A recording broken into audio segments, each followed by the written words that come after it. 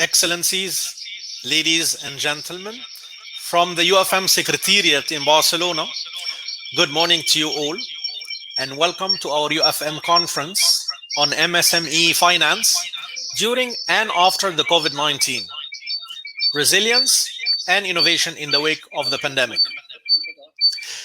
This is Mohamed Al-Razez from the UfM Economic Development and Employment Division, and I'm pleased to welcome you all, participants, speakers, moderators, to this conference that we co-organize with GIZ, the German Development Cooperation. A little note at the beginning to draw your attention to three things. First of all, there is simultaneous interpretation in Arabic, English, and French. So you can choose whichever language you prefer.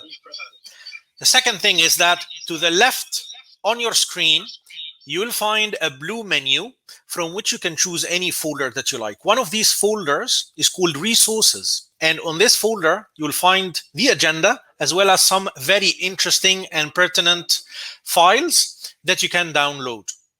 Finally, there is also a chat function which would allow you to chat with any of the participants. And also, should you have any technical problems, there is a help desk icon that you can press and you'll receive immediate support to troubleshoot any problem. This is all from my side. And without further ado, let us start the opening session with a welcoming note in the form of a video message by His Excellency Nasser Kamel, the Secretary General of the Union for the Mediterranean. I will ask the colleagues from the agency to kindly play the video.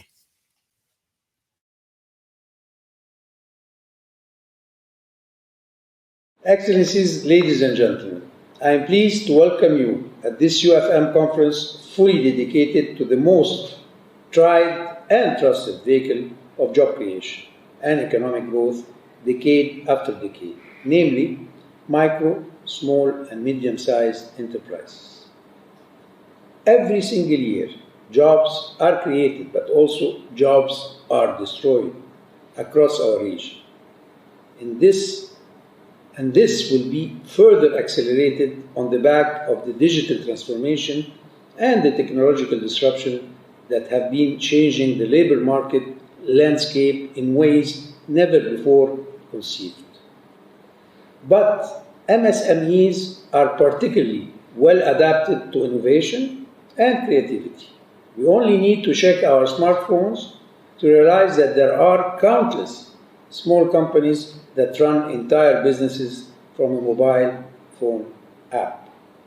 Promoting sustainable and inclusive economic human development and digital transformation in the region are among the priority areas identified for the UfM work in the coming years in our UfM co-presidency statement emanating from the 5th UfM Regional Forum held on 27th of November 2020.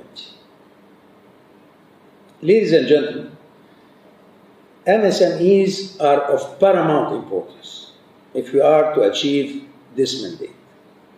The UfM Secretariat has always been supporting startups and MSMEs in the region through its flagship initiative like the Med for Job, which has already supported over 800 MSMEs so far. In the entire Mediterranean region, businesses and the livelihoods connected to them are threatened by the economic consequences of the COVID-19 pandemic. Consequently, the challenge MSMEs face, especially the lack of access to finance, have become even more serious. Meanwhile, the UfM, together with the German Development Cooperation, has recently launched a grand scheme for employment promotion and job creation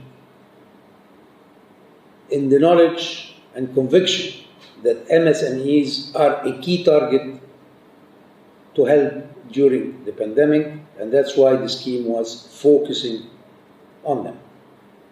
Of course, the big question remained to be, how can we support MSMEs in a meaningful way? How will the pandemic change business models? And how can we devise innovative sustainable, and inclusive financial instruments for MSMEs. How can we employ new technologies to this end? These are the main themes for today's discussion, which we are pleased to co-organize, of course, with our partner in the German Development Corporation. Without further ado, I wish you a day of fruitful exchanges, knowing that we will surely take into account the key recommendations for our coming actions and activity. Thank you very much.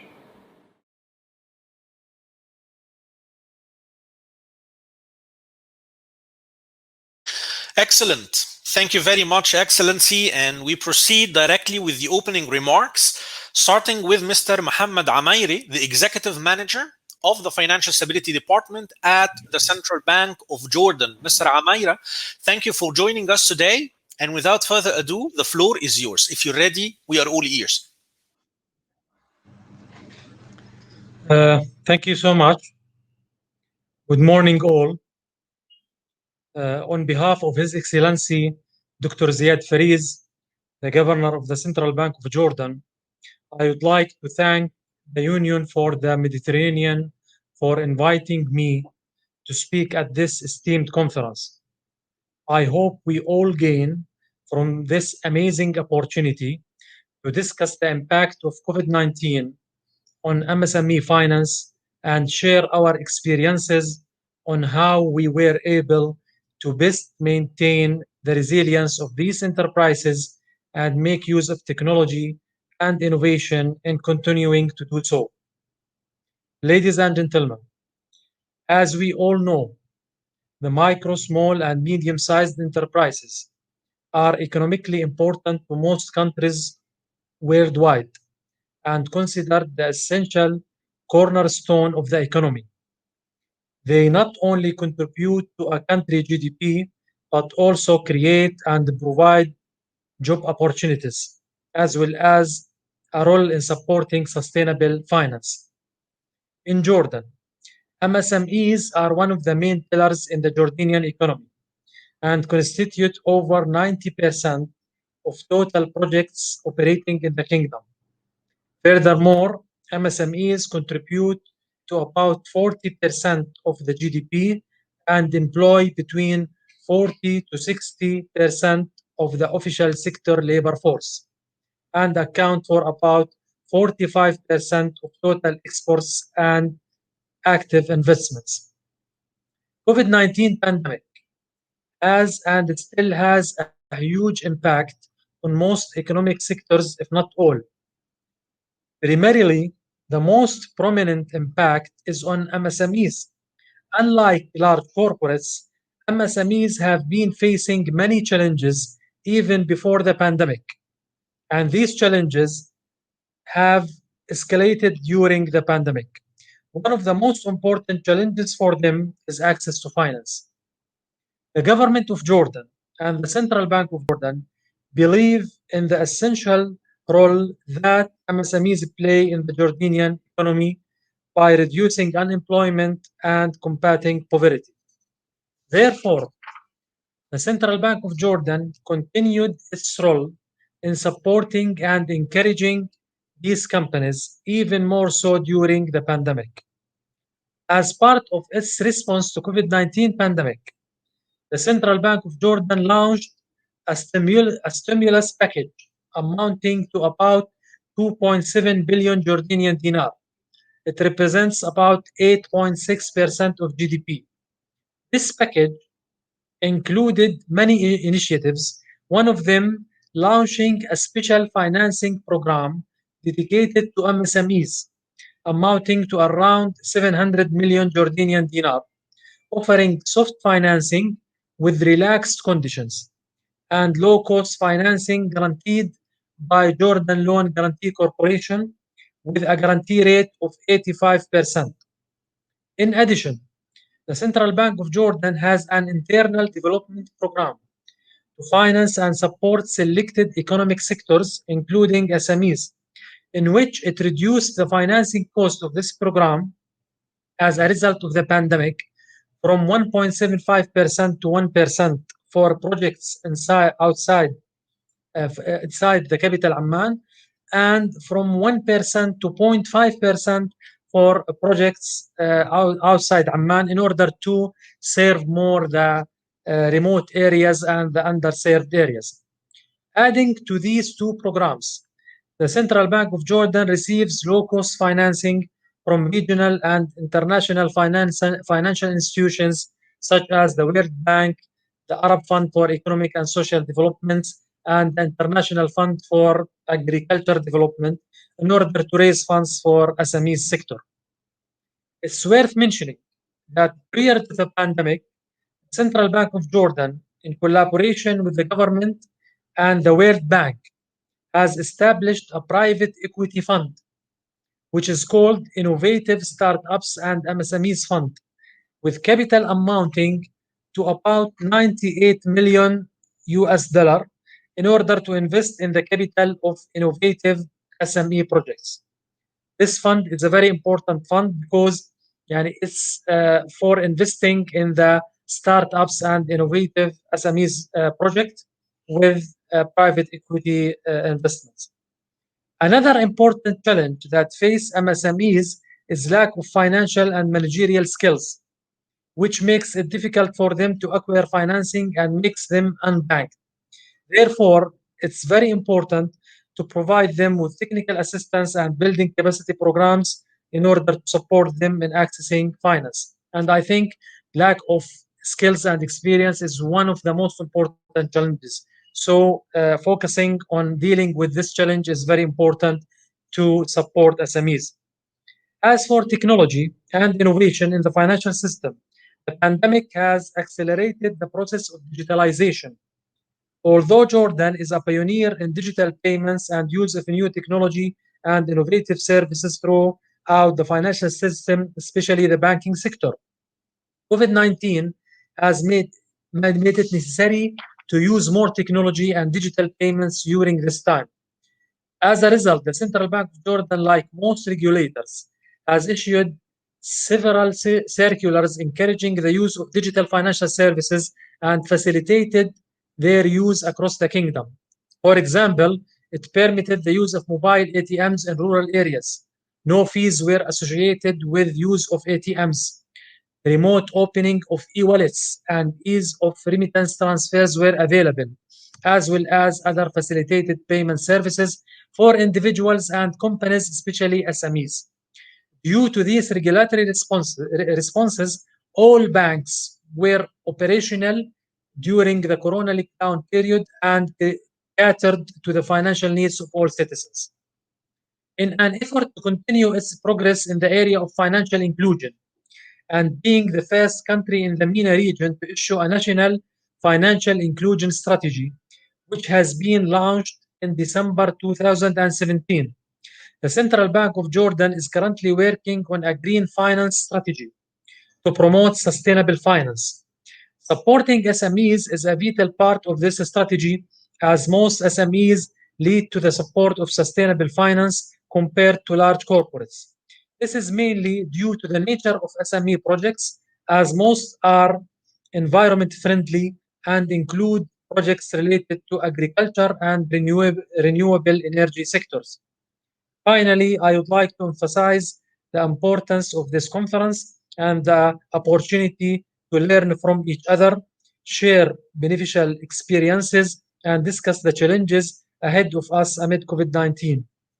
Together, we could come out with other policy responses to advance financial inclusion of MSMEs. Again, I look forward to this conference and productive outputs out of it. On behalf of the Central Bank of Jordan, thank you again for your kind invitation. Thank you so much. Thank you very much, Mr. Amayri, for these eye-opening statistics and reflections. And now the floor goes to Ms. Regine Kwalman, Head of the Division for North Africa at GIZ. Ms. Kwalman, if you're ready, the floor is yours. Thank you very much. I am ready. Excellencies, ladies and gentlemen, I'm pleased to also welcome you to this UfM conference, which is another product of the close and fruitful cooperation that UfM and the German Development Corporation have had. My special thanks go to the UfM colleagues, the whole team, and certainly to the Secretary General, His Excellency Nasser Kamal, on behalf of GIZ. As you are aware, today's conference is addressing an extremely important challenge for economic growth in the Mediterranean region as a whole. And I would like to repeat and underline what His Excellency has already said. MSMEs are of paramount importance if we want to achieve a sustainable and inclusive economic human development in the region. The fact that MSMEs account for half of the world's GDP and 2/3 of all jobs, all the statistics have just been stressed by the previous speaker, impressively demonstrates their immense importance both for national economies and people's lives. Job shortages were a major challenge for many countries in the region even before the coronavirus pandemic, and tragically, more than 200 million full-time jobs have been lost in addition due to the pandemic's impact. The funding gap for MSMEs equally was already huge before the crisis, and it is bound to increase further. Access to finance is undoubtedly an essential aspect for MSMEs to strive and contribute to growth and job creation in the aftermath. The decline in revenue is leading to liquidity shortages that threaten the survival of many viable enterprises.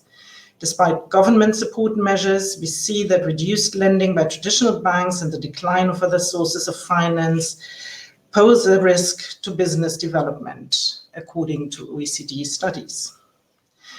At the same time, however, there's numerous opportunities. A large proportion of the region's population, many highly educated, is entering their most productive years and opening the potential for demographic dividend. Digital transformation, technological progress are reshaping finance by opening unprecedented opportunities, by radically simplifying processes, and by making them more efficient. Despite many challenges, such as data and customer privacy issues, this, as well as the emerging alternative financial service providers, can improve access to financial services for MSMEs and thus spark more business potential. Preparing ourselves for such a transformative change includes, of course, the challenge of aligning financial systems to support the transition to a low carbon, more resource efficient and sustainable economy. And that, I think, is a personal issue for myself, as for many of you, to address these points at the same time.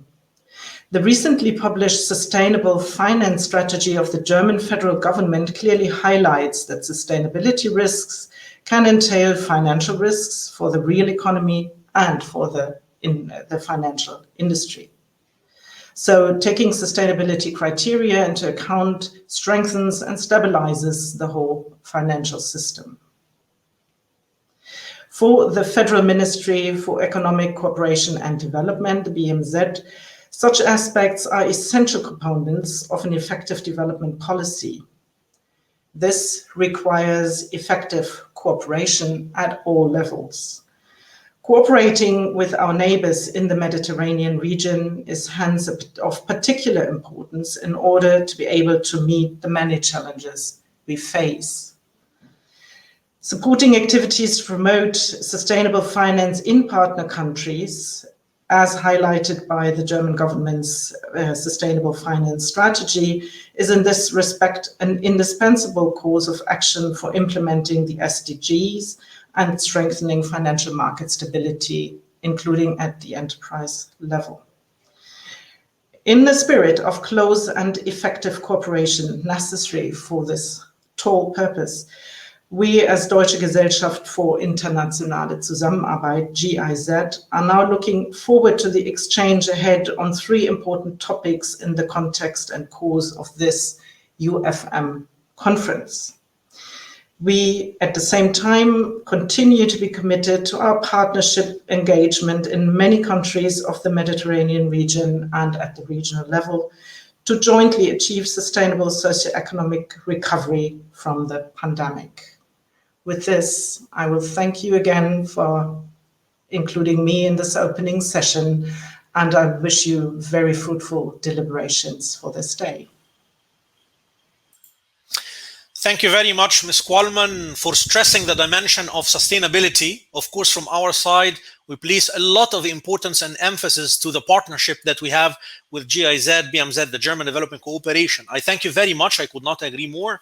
And now the floor goes to Dr. Alfred Hannig, Executive Director of the Alliance for Financial Inclusion, to deliver his keynote address. Mr. Hanning, if you're ready, Dr. Hanning, sorry, if you're ready, the floor is yours.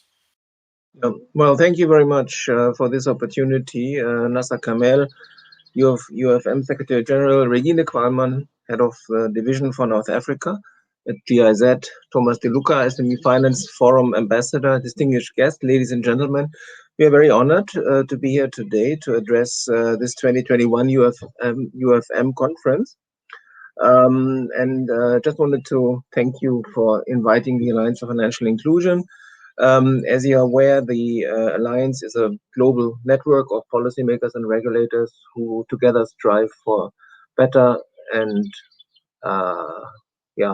high quality access to financial services through what we call smart policies and regulations. We work actually on many policy areas, including MSME finance, where in fact many of the members, the financial regulators, have a role to play to improve the access, usage and quality to these financial services, especially for the disproportionately affected groups. Now, AFI is in place for more than a decade. As you're all aware, we entertain a long-standing partnership with GIZ in all this, and I think over the years, AFI has become a very practical organization, where I think in the first place, this is all about getting things done. It's a very diverse network where we work a lot on these convergence issues. That means financial inclusion related policy topics and regulatory issues that are relevant for everyone around the world, not just for one group of countries. We do not distinguish so much between the different regions or the types of economies. I think the topics that we are looking at are relevant for everyone, and our belief is, of course, that everyone can learn from everyone. And I think this has become even more relevant for us as a result of the pandemic that we are all going through. Now, to date, members have reported on the development and the implementation of what we have counted over 800 policy and regulatory changes to enhance financial inclusion in their countries. And we have seen just in 2020 137 of these policy changes. And our members also tell us that 63% of the members actually say that the collaboration within the network has had a strong attribution on these policies and regulatory changes that they have implemented. All in all, we can safely say that the activities have contributed to including around 680 million people brought into the formal financial system over the last decade. Now, as you can easily imagine, and I suppose that's why we are also here, SME finance plays an important role in all this. And of course, as I said earlier, the financial regulators play an important role in bringing this service to the small and medium enterprises. In the Mediterranean and the Arab region, we are proud to count policymakers and regulators from Egypt, Morocco, Tunisia, Palestine, Jordan, Iraq, Mauritania, and Sudan as very active members. And particularly after the COVID-19 outbreak in early 2020, which in fact has hit the global economy, we saw also vibrant activity in this region. In fact, not only to mitigate the immediate impact of the crisis, but also to position the policy and regulatory changes towards an effective recovery from this crisis.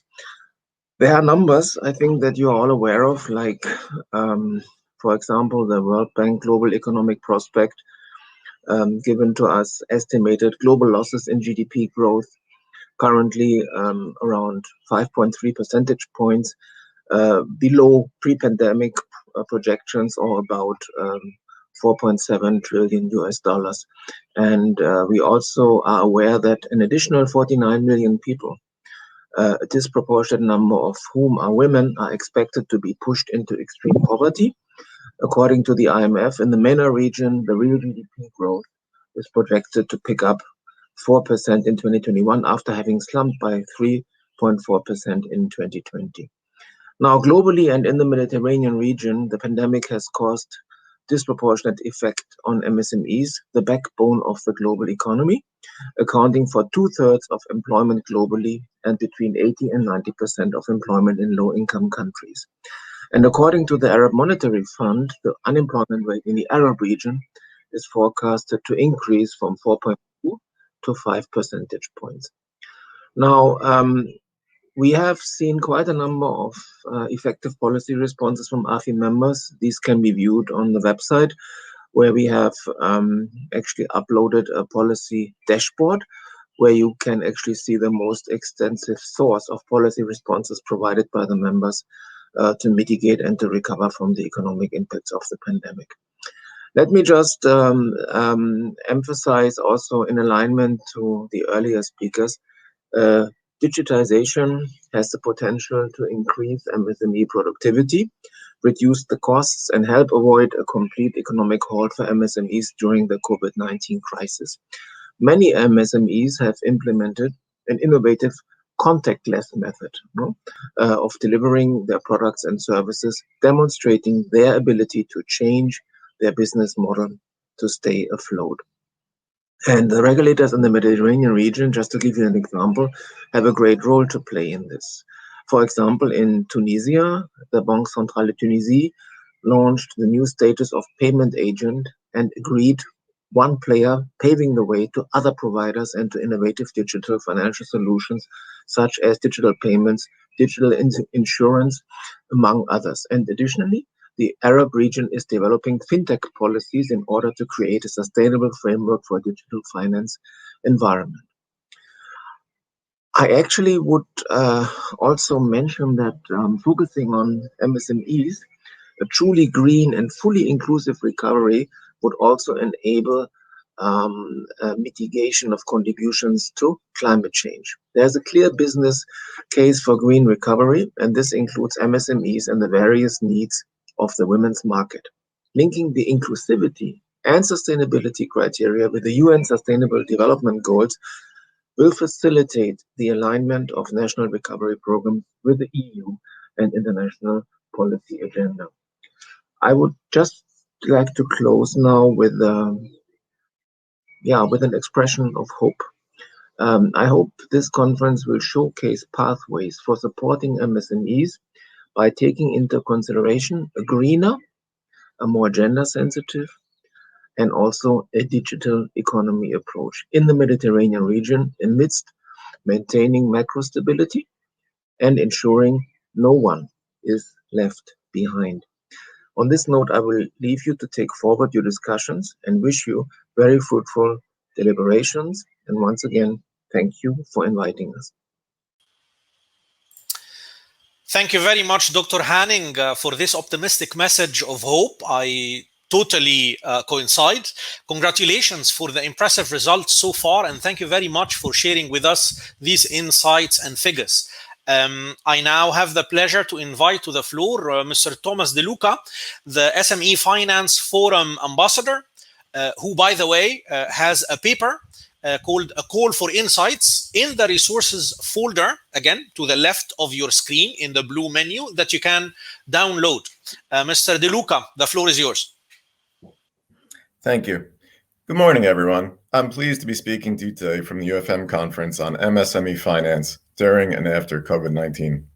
I'm speaking to you officially as an ambassador for the SME Finance Forum, which was founded by the G20 and is managed by the IFC as a global membership network to expand access to finance for SMEs. In my day job, I have, for most of my career, been a fintech entrepreneur across Asia, EMEA, and the Americas.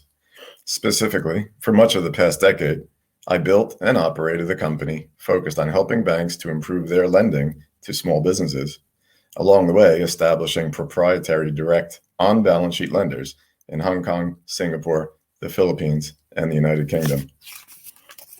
As a lender to SMEs in developed and emerging markets, as an enabler for bank lending to SMEs, and indeed, as a small business founder myself, I hope I can offer a rather unique perspective to this distinguished audience as we set about on a half a day of immersive, substantive dialogue for the improvement of SME access to finance, as we wait with hope to see the back end of the pandemic.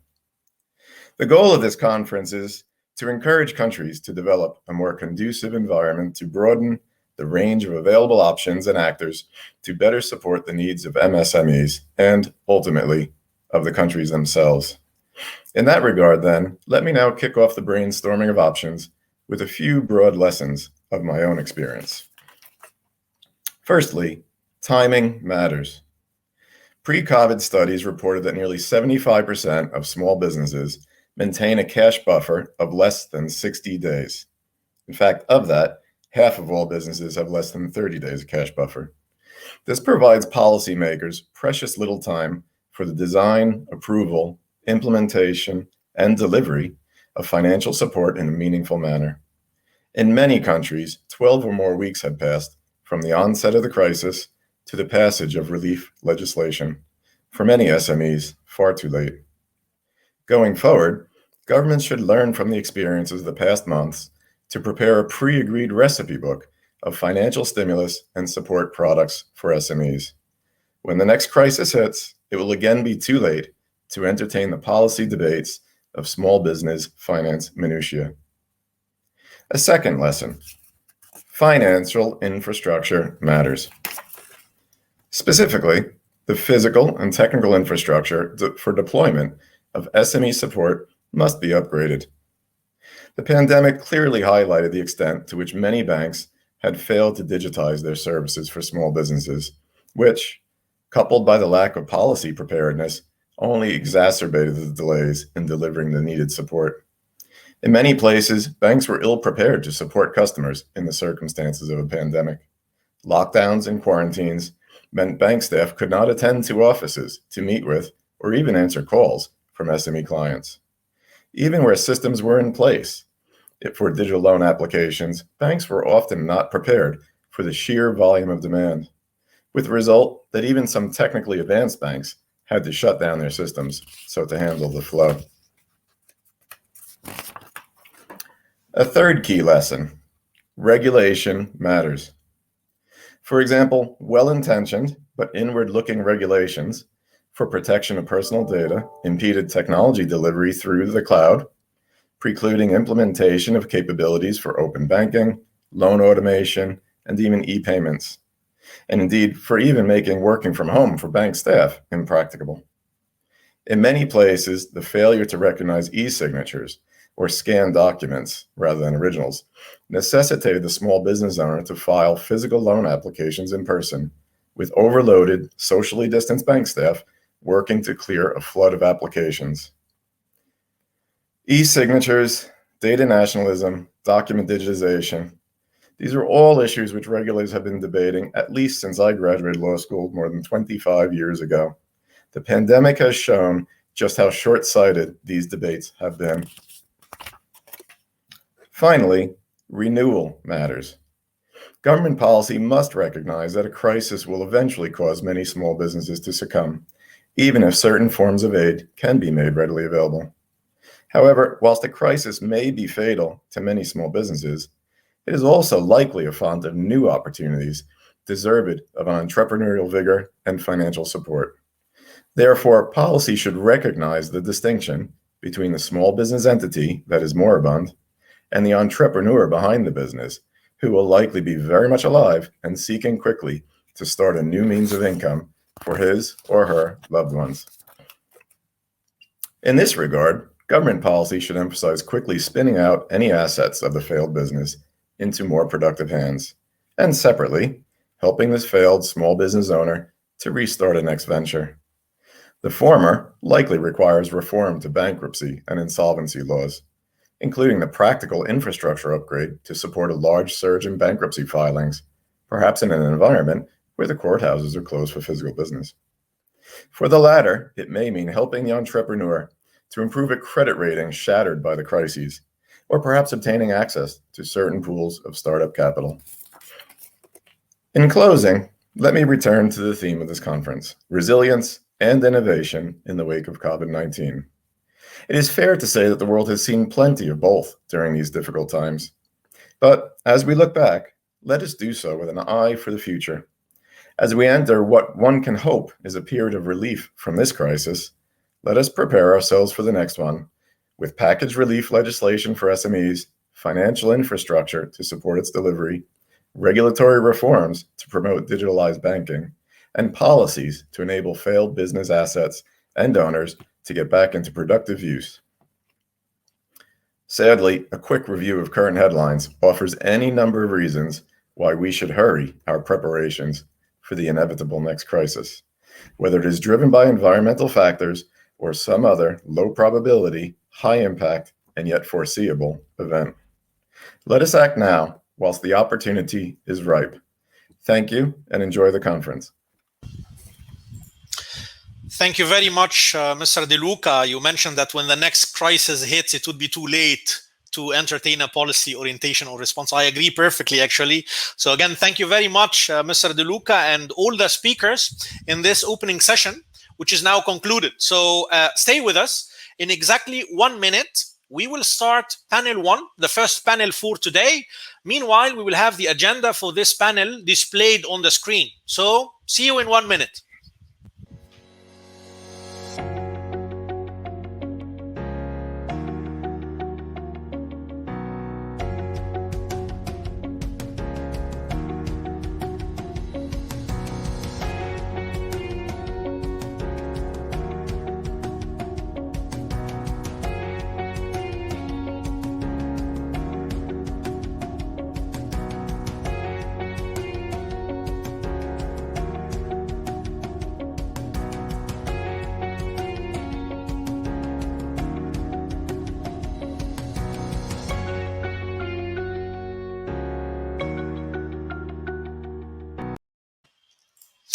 Excellent. So we're back. Welcome to our first panel for today, dedicated to the impact of the COVID-19 pandemic on MSME finance.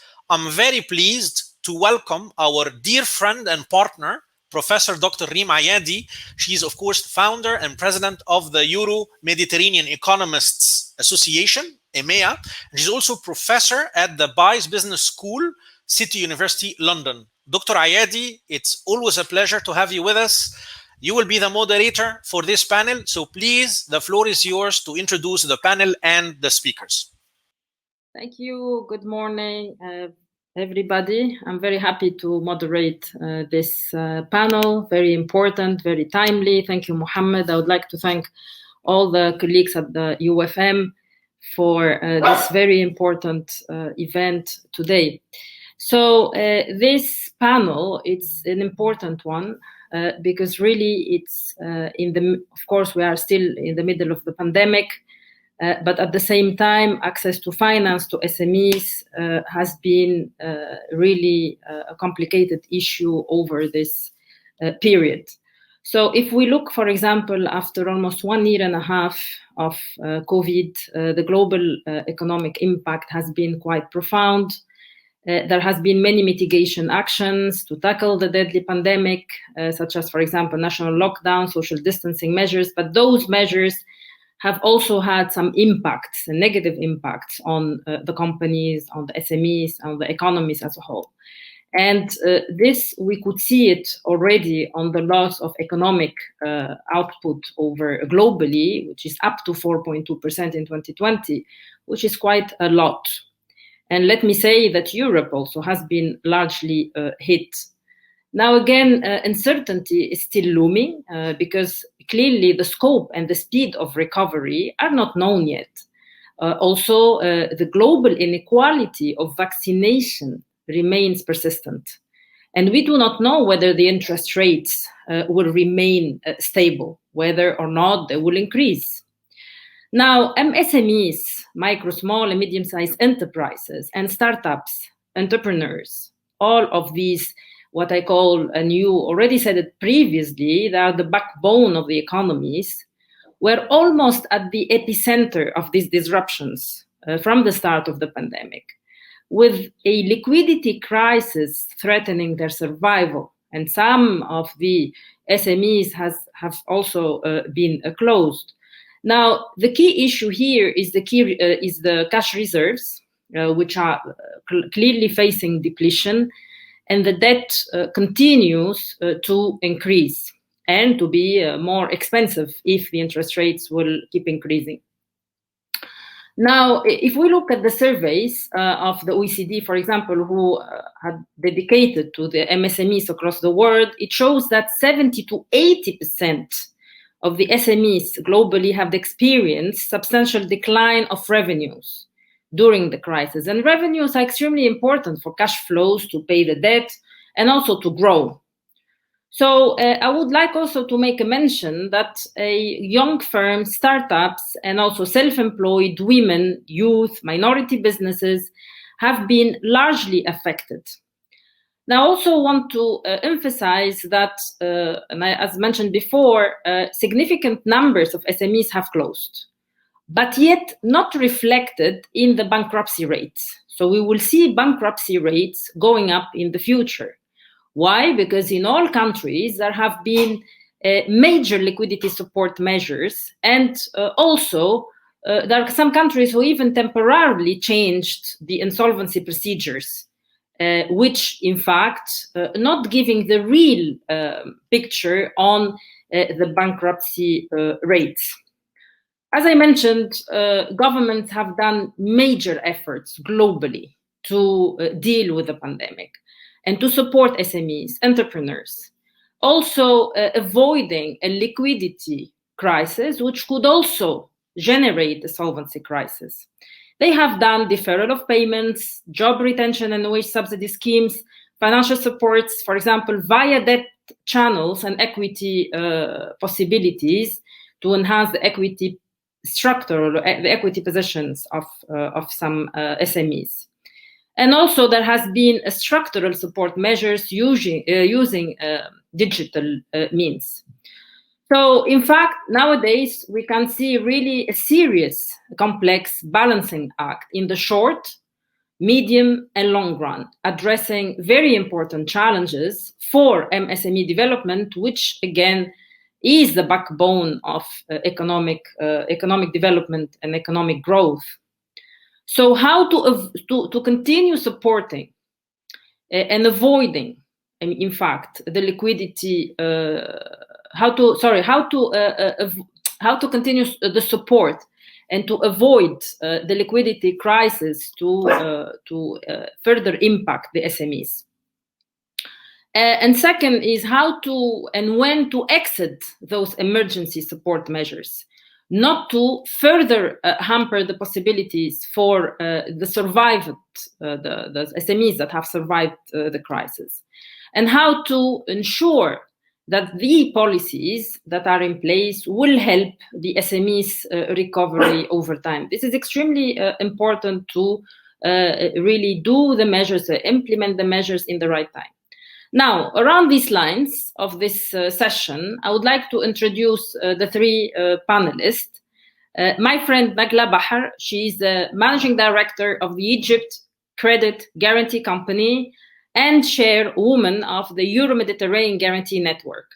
The guarantee schemes have had a major role worldwide, and we can hear how they helped the SMEs to continue producing and maintaining the revenues.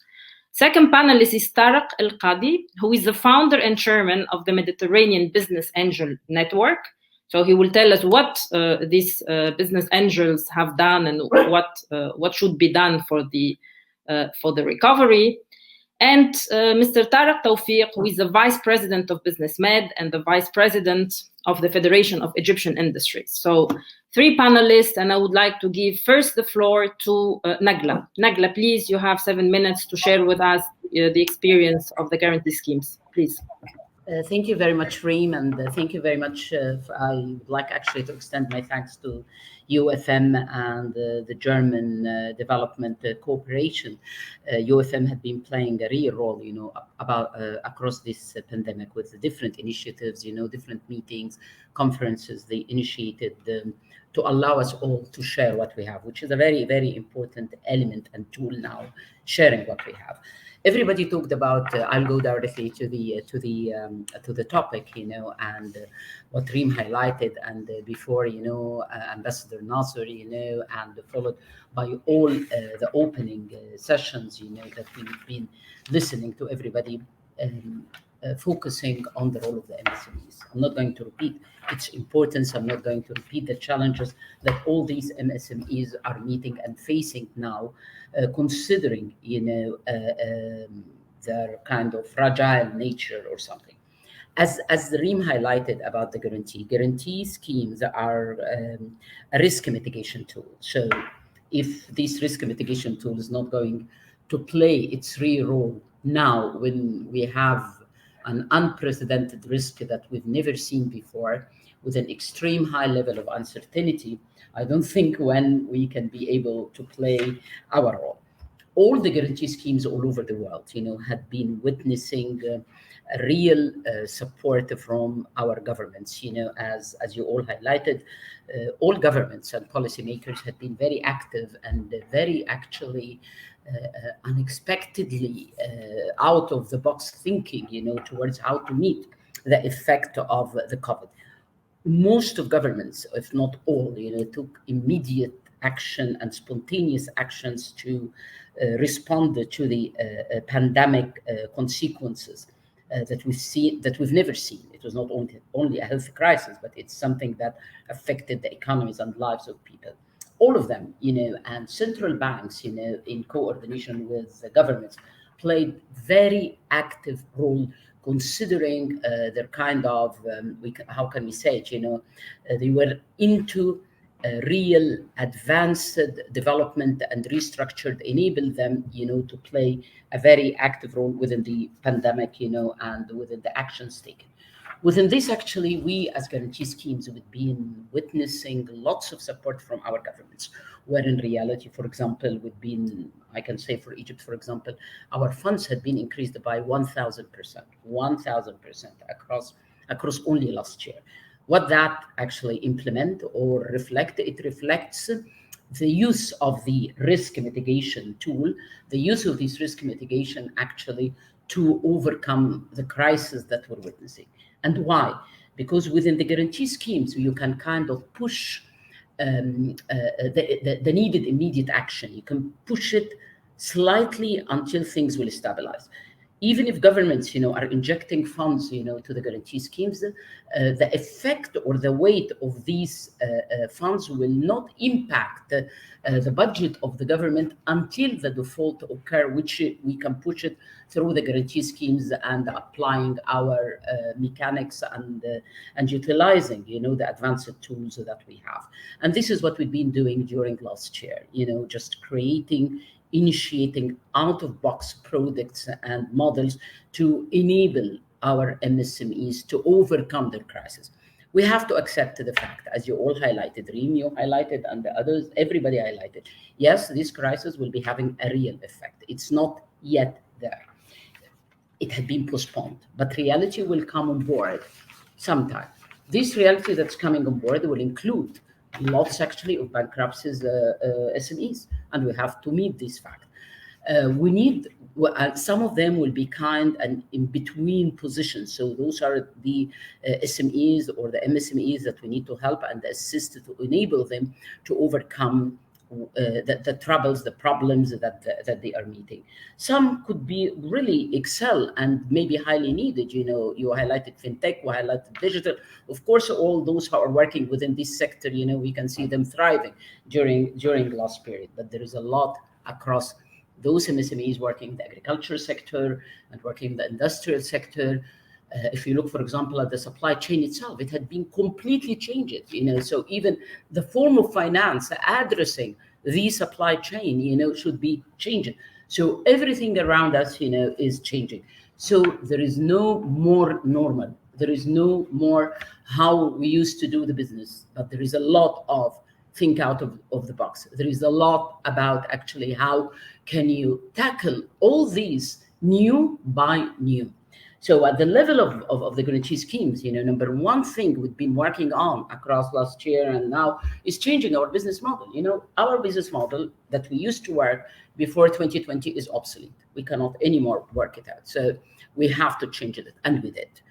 And afterwards, we have actually to think in a completely different way, enabling us to do not only to double, we doubled the portfolio. Our colleague schemes, some of them actually did like 3 times their portfolio size in 2020, and 5 and 6 and 7 were all actually exceeded all expectations. But how are we going to handle this? How are we going, with the government, with the central bank to meet when these funds, or these supports should phase out? As you mentioned, Rym, how are we going together to apply the exit? How are we going actually to deal with the expected and known, high default ratios and the high default within different clusters of the SMEs and across the board, and some of them, of course, are badly affected. We started, as we said, firstly, we cannot go on doing the normal conventional guarantee that we used to do. It's just guaranteeing facilities and loans and blah, blah, blah. Forget it. We have to go into also investment. We started the equity, not only the normal equity. There is an equity, startups. Let me focus on startups. Maybe I link this to equity, but anyhow, yeah, it's a startup so that we need to focus on. Equity is a model, and we should actually think about another thing, because not all markets, particularly in this southern part of the Mediterranean, are ready to apply the equity model. Equity, the supply and demand size. Do we have the sufficient supply and demand capable of serving this size of this segment? I don't think so. No, it's not, I don't think, I'm almost sure. So we have to think. We don't have to wait. Nobody will wait for us. So we thought about another model, like a specially structured finance for the startups with a high guarantee coverage to encourage banks and whoever they have the money, to invest in this. You highlighted Rym regarding the problem of the liquidity. Yeah, in Europe, it could be a liquidity issue with the banks. In Egypt, for example, we are over liquid, So in reality, how to attract this over liquidity into supporting new models like this, So as I said, and we have to think about what's on ground. We cannot we don't have the luxury actually of taking just something or model that had been implemented and succeeded and go with it now. No, we don't have this luxury. We have to tackle realities on ground. And this is actually, as I said, why we go into completely new model to support the startups, not necessarily equity. Equity will be always there. But how can we do more than this with all these jobs that we're losing, with all those new graduates that we need to create jobs for them? We thought about the bond securitization to enable us, firstly, when we reach to the bankruptcy timing, when we reach to those SMEs that are not able to survive, how can we collect these assets and properly use them or utilize them with a more effective and more working business? So bond securitization could be a tool to that. We thought even of doing, while, for example, in all countries, banks have been supporting through the guarantee schemes the SMEs. Even in Egypt here, we put like a law.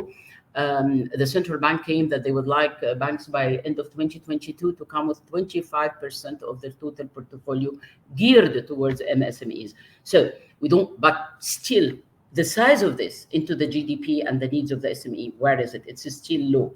How can we maximize that? We created another model building on digital, because digital is the name of the game for the coming period.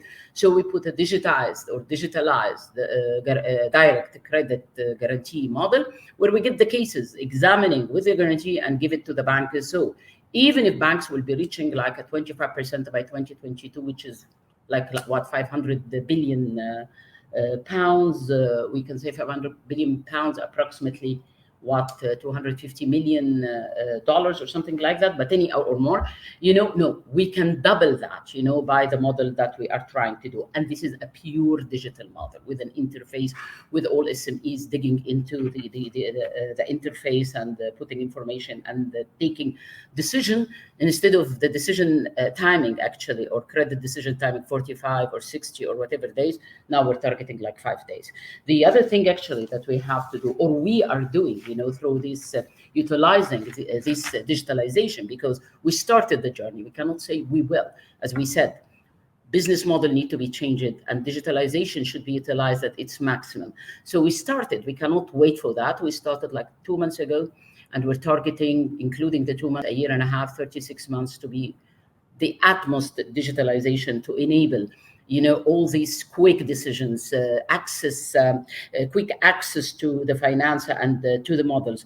In addition, actually, to it, quick access to information, because what we have within data about the SMEs that we share with our central bank is enabling all of us to come with realistic models to tackle the real needs of our MSMEs. And we hope by that we can kind of close a circle. So when we reach to the real effect of all these actions that have been taken during 2020 and 2021 and should have been taken, so we're ready, to deal with their impact, whether negative, whether a mid-negative, whether a positive negative, whatever it is, we should be ready to deal with it. I think with that, I hope that I did not exceed my time, Rym, and I hope that I gave a synopsis about the role of the guarantee and what we'll do. Thank you.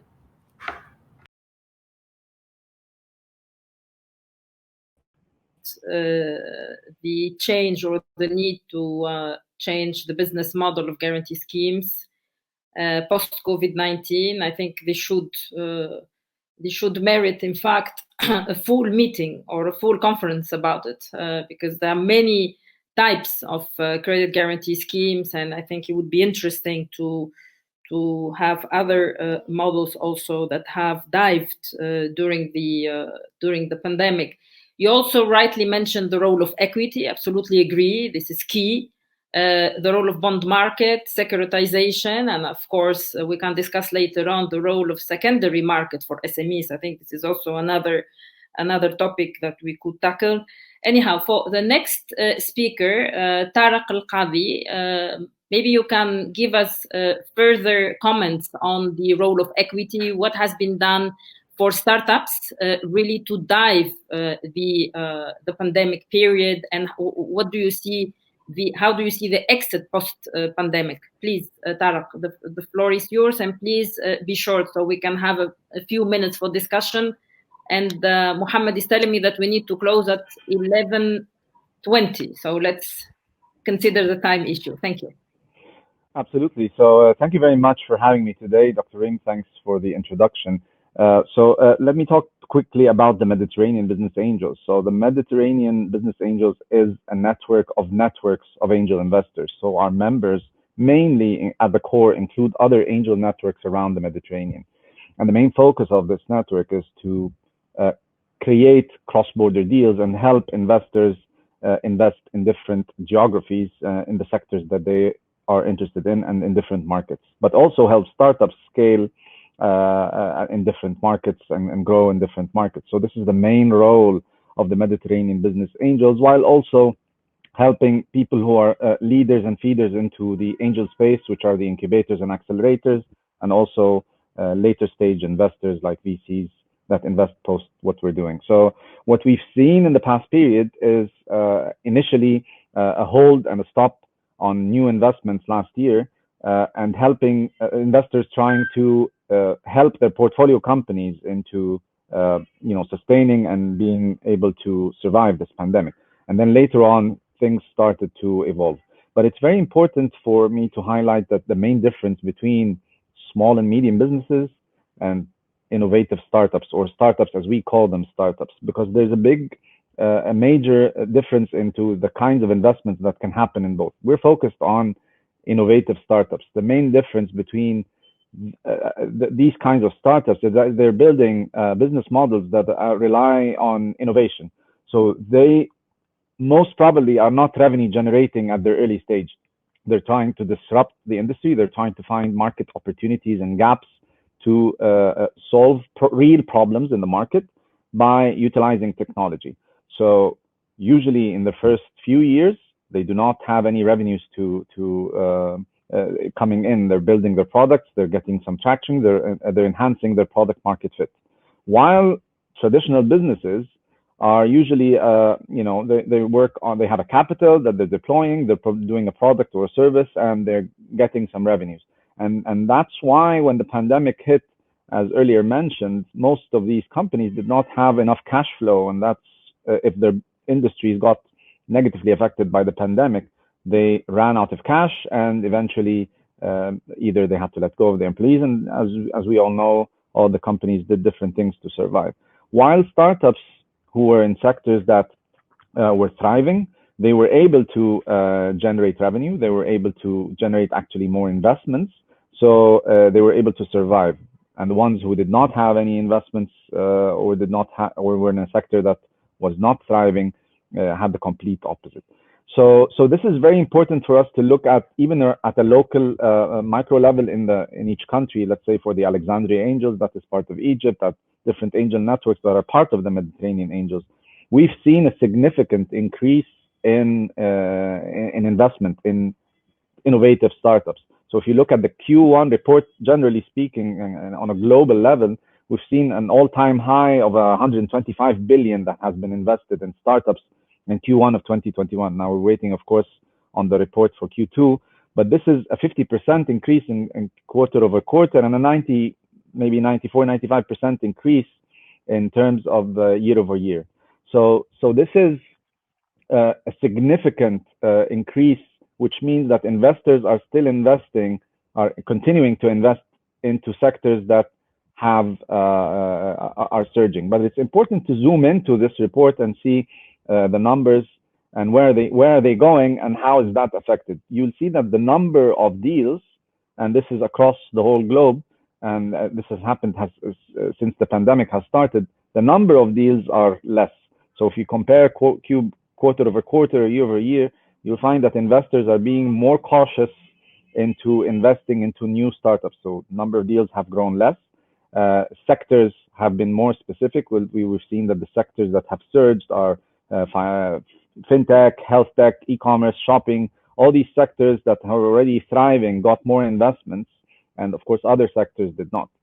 But it's also very important to zoom into the stage of investing, because this looks at startups or innovative startups and not SMEs, but also looks at different stages. So looks at seed investing, looks at early stage, and looks at late.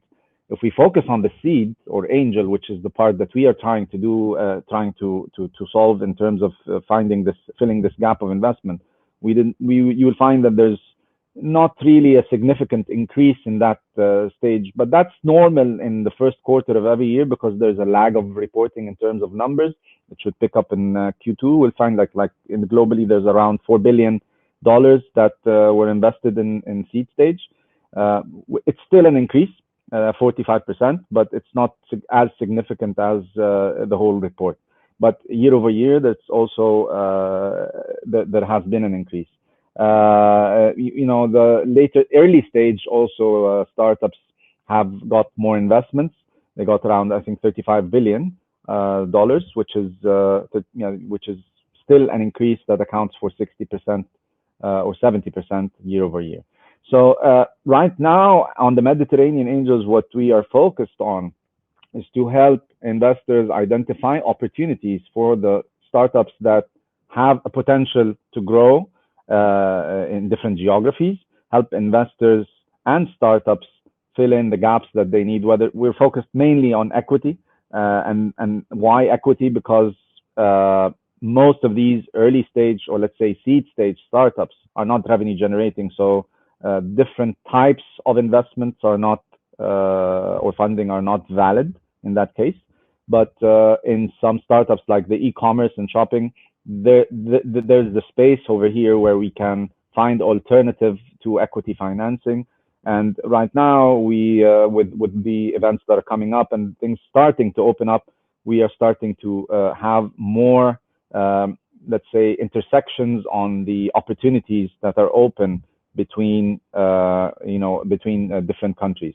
I don't want to take too much time, and I'll leave room for our next speakers and the discussion. So back to you, Dr. Rym. Thank you very much, Tarek. I was trying to to interfere in the discussion because we are really very much short of time. Thank you very much for your insights on this. I think, of course, just one question for clarification. You're mentioning the growth, the increase of investment in Egypt, in the specific case of Egypt, correct? The numbers I mentioned are the global ones, not in Egypt. Okay. And then specifically for Egypt, how do you see the situation? It falls down the same path. We have, in 2020, we had around $190 million invested in startups. The sectors more or less are the same: health tech, fintech, and financial fintech, health tech, and e-commerce were the top three industries that got the investments. Egypt ranked number 2 in terms of number of deals and in terms of the amount of funding in the Middle East, but also number 2 in Africa. So looking at Africa and Middle East, it's more or less the same. But in terms of numbers and amount of funding, of course, it's a much smaller fraction than what's happening globally. Very good, thank you. And also let me remind that Egypt is one of the countries that grew in 2020, positively, I mean. So I would like to give the floor to Mr. Tarek Tawfik, who is the Vice President of BUSINESSMED. Please, Mr. Tarek, the floor is yours. So you. Dr. Rym, thank you. I'm just going to jump straight to the issue.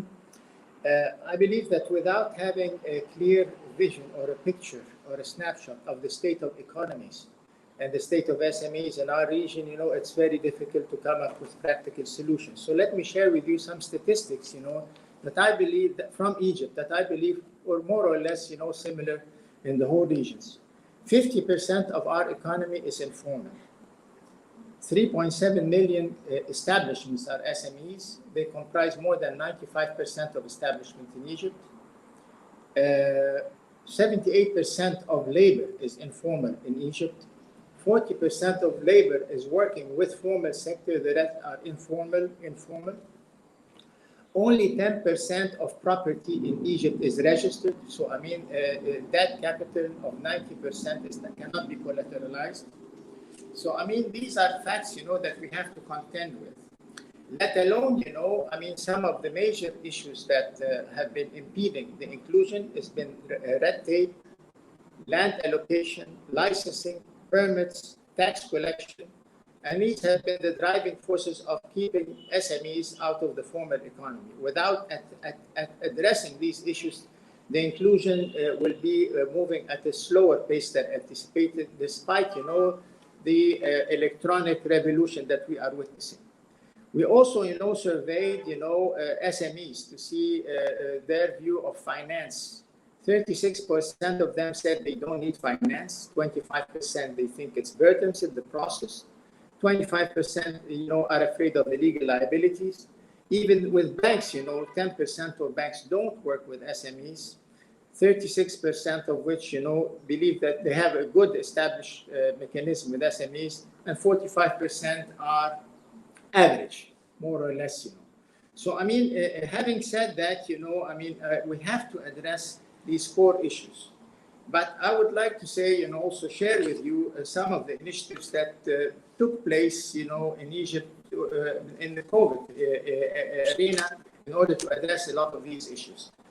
There has been an allocation of £100 billion with 5% interest rate allocated for SMEs. There was informal compensation for informal workers. More than 500,000 informal workers were compensated in cash. Delay of loan payment for 6 months, delay of tax payment, conditional cash handouts were given to, the program, but it has expanded over the last year to include more than 3 million families, 90% of which are women.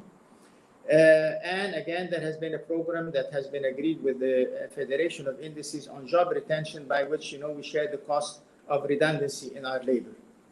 The one other remarkable thing that I have to say that has been a very strong drive in legalizing property. So, I mean, 2.5 million registered property owners that are not registered, have been booked with the government to legalize their properties, including businesses. This will ultimately lead to a collateral tool, a tool that can be used as a collateral for finance, notably for SMEs. Again, there is a dramatic move into rehabilitation of shanty towns, removing them and moving them to formal housing and formal industrial entities. And I believe this has been moving on a fast track, and this has been also one of the core issues of exclusion, even when it comes to labor and even when it comes to formality at large. So, I mean, in this respect, having said that, we can start talking about the legislative framework,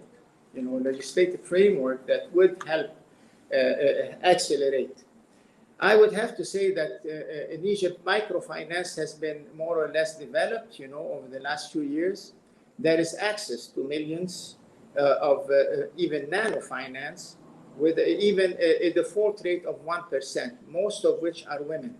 And we see that done, and now it is being legalized, and there is an inclusion from the central bank to give licensing for fintech companies, to bank licensing for fintech companies.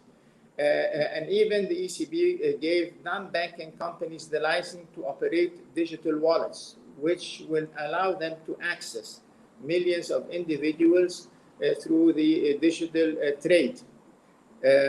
Again, with the Financial Regulatory Authority in September, hopefully, in the coming session of the Parliament, will have a non-banking fintech nanofinance, and this will also help give access to millions of workers in this respect, So, I mean, I believe that without addressing the core issues and the infrastructure and the state of the economy, would be very difficult to have this kind of acceleration. And my question over here, what other tools can be done in this respect, to accelerate the financial inclusion and to help, bring the SMEs into line. One last issue that is also of paramount importance, is that the government over here ratified a law for SMEs, MSMEs, and we have an agency, the MSMED, that primarily it deals with SMEs when it comes to giving ease of finance, instant legalization of the businesses with no backtracking of any taxes, no liabilities. And I think this will also be a great step forward, to help accelerate the financial inclusion. Let alone, one of the issues of concern is that it's not only the existing SMEs or the informality that is coming every year and joining the informal market. So I believe that these mechanisms or these legislations and tools, can help circumvent, the expansion of informality in the near future. Thank you. I think I'm done with my time. Thank you. Thank you very much, Tarek. You really were on time with very important issues. You mentioned the issue of informality. I think this is the key. I have one short question to you. How do you see a tax policy, so giving further incentives specifically to help the informal sector to formalize? So do you see that the tax policy could play a role on that, or to move the informal businesses between parentheses to the formal economy? Definitely, this is one of the most intimidating points, with SMEs. But, the direction of having a minimum flat tax, for SMEs under a certain threshold of turnover is actually in discussion. And once implemented, I believe this can be a major accelerator. But it's not only the tax part, like I mentioned, issue is that getting permits, licensing, land legalization, these have been also some of the major issues that has been pushing SMEs into informality. So, the four of them go along together with the same level of importance. Thank you very much. So I have a question to all the panelists, and this is also raised by Tarek at the end. What other tools that could be developed and mainstreamed to facilitate access to finance to SMEs? And I would like you to think about the role of grants, particularly not only the grants from governments, from national governments, but also grants that come, for example, from international organizations. Because if we take the case, for example, of Egypt, some of the grants are also taxed up to, if I'm not wrong, up to 40%, if I'm not wrong, but you can correct me. Please, I would start with Nagla. Yes, Rym, with regard to the grants, I'm not sure, but I don't think, when it comes into the form of endowment or other, they are exempted from taxes, trust funds or endowments or direct grants. I'm not sure about kind of soft loans. Maybe the area of the soft loans, are subject to taxes, but definitely grants, endowments, trust funds are exempted from taxes. Yeah, but I'm not sure about the soft loan, but definitely those are I'm sure of that, yes. Back to how. I think actually, because as we mentioned, think out of the box and come with all these models that we talked about, but I think we can add to that also the involvement of the big private sector or corporates, for example, because if we talk about a complete chain where you have like a big corporate or a private sector, big industry, or dominance of the big industry, I think through the value chain, they can kind of support the other SMEs over there. And I have to tell you that we are examining that now, and we're coming with a complete product, a guarantee product for the complete supply or value chain to cover different guarantees at different clusters, from the beginning until maybe local market or export. And I think actually those can play. We've already started something with one of the giant business, it is Coca-Cola or something, that are doing actually all these business across the small. We started that cashless and the guarantee and the line from banks and the other. So I think actually the role, we can emphasize this role, and we can support them maybe by kind of lower interest finance to them, so you start from top down and down. Thank you, Nagla. Tarek El Kady, please. What do you propose? So, we're looking at it from maybe a little slightly different angle, because mainly angel investing is most of the investors are putting, money out of their own pocket. So what we really think is very beneficial is to have tax incentives for the investors themselves, to have more incentives to get more investors to invest in that, in that stage, because these early stage startups, or let's say seed stage startups, cannot get any loans. They don't have any financial documents that allow them to get loans from banks or different kinds of investments. So it needs the other way around. And we've seen incentives like that in the US and Europe for angel investors. And I think this is very important to address and see how we can also maybe have some guarantees for those investors and guaranteeing those angel investing, this asset class for those kinds of investors. Yeah, you have Nagla here, so you can discuss. Well, we have a model, actually. we did a model, actually, basically securing the invested money. It is not actually securing the outcome, but the invested money. And we can talk about that for sure. I will try to connect you. We need to catch up, absolutely. Yeah. Of course. Yes. But also, Nagla, you mentioned the role of equity and the changing business models of guarantees. And I think this is a way to enlarge your engagement beyond that, and also going back to Mr. Tawfik, he mentioned clearly that we need to move onto the overall economic structural issues to really accelerate the SMEs, and this is key, and it has to be linked to national policies of acceleration of development of SMEs. Now, my last, I was granted a couple of minutes by Mohammed, so I will try to finish soon. I mean, one of the pillars of resilience that you all mentioned is digitalization. But at the same time, of course, there are pockets of the of the private sector which is still informal, and how to formalize them. This must be a national policy debate that needs to be accelerated. So digitalization, we've seen it has served very much as a buffer in the pandemic. That's clear.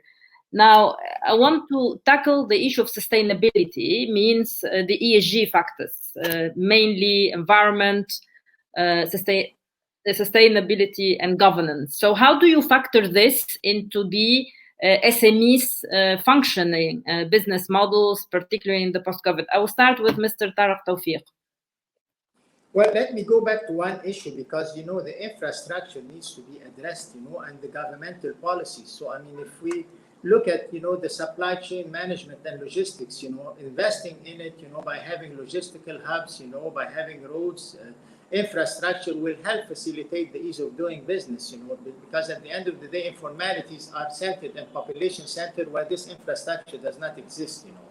Having an industrial policy by which, you know, you push or promote circular economies or circular industries, you know, and having clusters by which you will be able to bring in SMEs and the feeding industries and the supply chain and the value chain integration. Without this kind of ecosystem, you know, again, it will be sporadic. But again, you know, when we talk about digitization, you know, of course, there are fast-track solutions that will go along with that, like having digital marketplaces, you know, like the Alibaba kind of solution. You know, it's like having the physical infrastructure along with the digital infrastructure. I believe this will help accelerate the whole process in a remarkable way. Thank you very much. Back to Nagla. What do you think about the ESG within your guarantee product? In reality, and linking that to the digitalization issue, and as I mentioned, you know, we started already our digitalization journey. I think actually across this journey that we're pushing hard to finish early, and we have the central bank behind us pushing more hard, you know, I think we can reach to the point that we can, for example, create this SME digital platform where the SMEs can go into the platform with our guarantee, you know, and where all either investors or banks or whoever can come in there, and we facilitate this kind of connection through our guarantee to them. And I think we are already thinking about, you know, this product to come out sometime soon, you know, once we start the digital issuance, and we kind of take the curve of learning with our SMEs in the market, we reach to this area of the platform. Equity can step in, banks can step in, and it could be auction even, you know, we can reach to this competition about the cost of finance, where we can lower it for certain clusters, you know, so we have that in mind to utilize the digitalization at that level. Thank you very much, Nagla. Tarek? So I would have to, you know, concur on what has been said. You know, digital transformation or digitalization now, the past year and a half have been obligatory for all businesses and all organizations. And looking at platforms that can bring together different funding opportunities and investment vehicles with guarantees, and, you know, the infrastructure is really important. And now that we have been trapped in our own countries and our own cities, we realize that even though we are, you know, trapped physically, but with the digitalization, we can still get access to support these investments throughout different platforms. And we need to work on that to double down so that we can continue this in a sustainable manner. Thank you very much for three of you. Thank you very much, Tarek Tawfik and Tarek El Kady, for this very good discussion. And I hand over to my friend Mohammed. Please, back to you.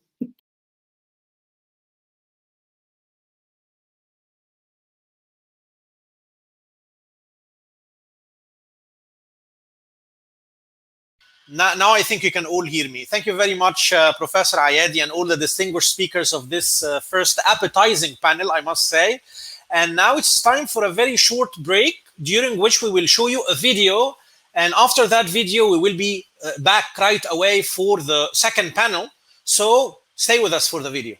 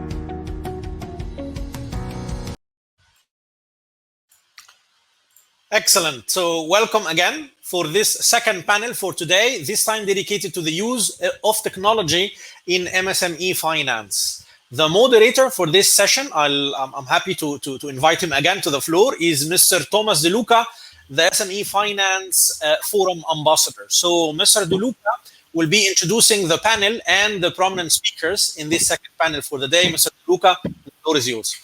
Thank you. Thank you. Very pleased to be back. So panel 2, Build Back Better Using Technology. We've heard quite a bit about technology already this morning.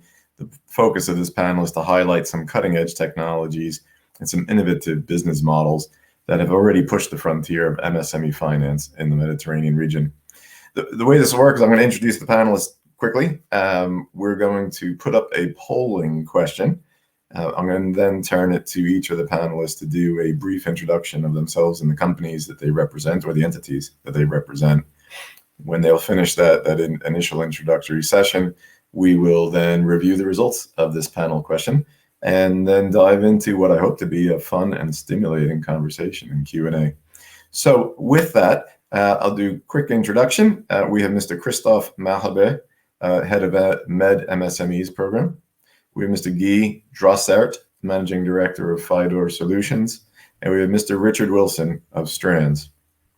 So if the host would put up the polling question, and I'd ask everyone to take a moment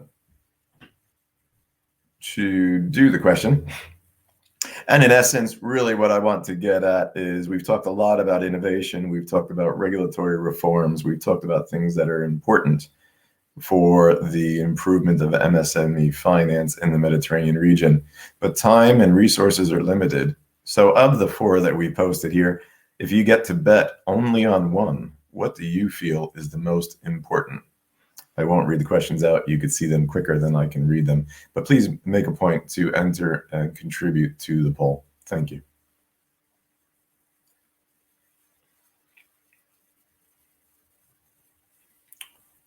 I think we'll give that about another 30 seconds.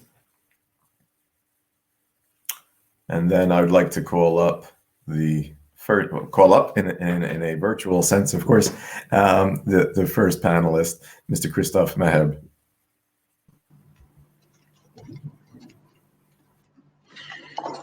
Thank you very much, Thomas. Thank you for the UfM for inviting us to share our experience and our activities that are meant at promoting financial inclusion in the region. So the MED MSME program is a EU regional program that is funded through DG NEAR, and that covers the 8 partner countries of the South neighborhood. It supports actually the development of better business environment for MSMEs by focusing on 2 key topics. One being SME internationalization, the second one being access to finance, which is the topic of the day. We are actually serving the implementation of the UfM work program for the regional platform of industrial cooperation. And therefore, we are very keen on participating to this conference. The program actually intervenes at the level of the policy formulation and regulatory reform. It also supports peer-to-peer dialogue and North-South and South-South exchange of practices among professionals, among practitioners, among policymakers. As a baseline, and it was said already, but I mean, a survey, interesting survey that was very extensive on 56,000 enterprises shows that access to finance and undertaken by EMSMED being another regional program funded by the EU, brought out that 91% of SMEs still consider that access to finance is the key impediment to growth and investment, despite the extraordinary support provided during the pandemic. But the survey also shows that 96% of SouthMed enterprises place great hopes into digital financial services and financial products. And this is where technology is called for rescue. And this is the topic of this panel. And I would also quote, as mentioned by Dr. Hanig and Thomas De Luca previously, policy and regulatory reforms are needed to ensure that the region catches up with the technological evolution that places innovation at the heart of competitiveness, and not really competitiveness through access to finance.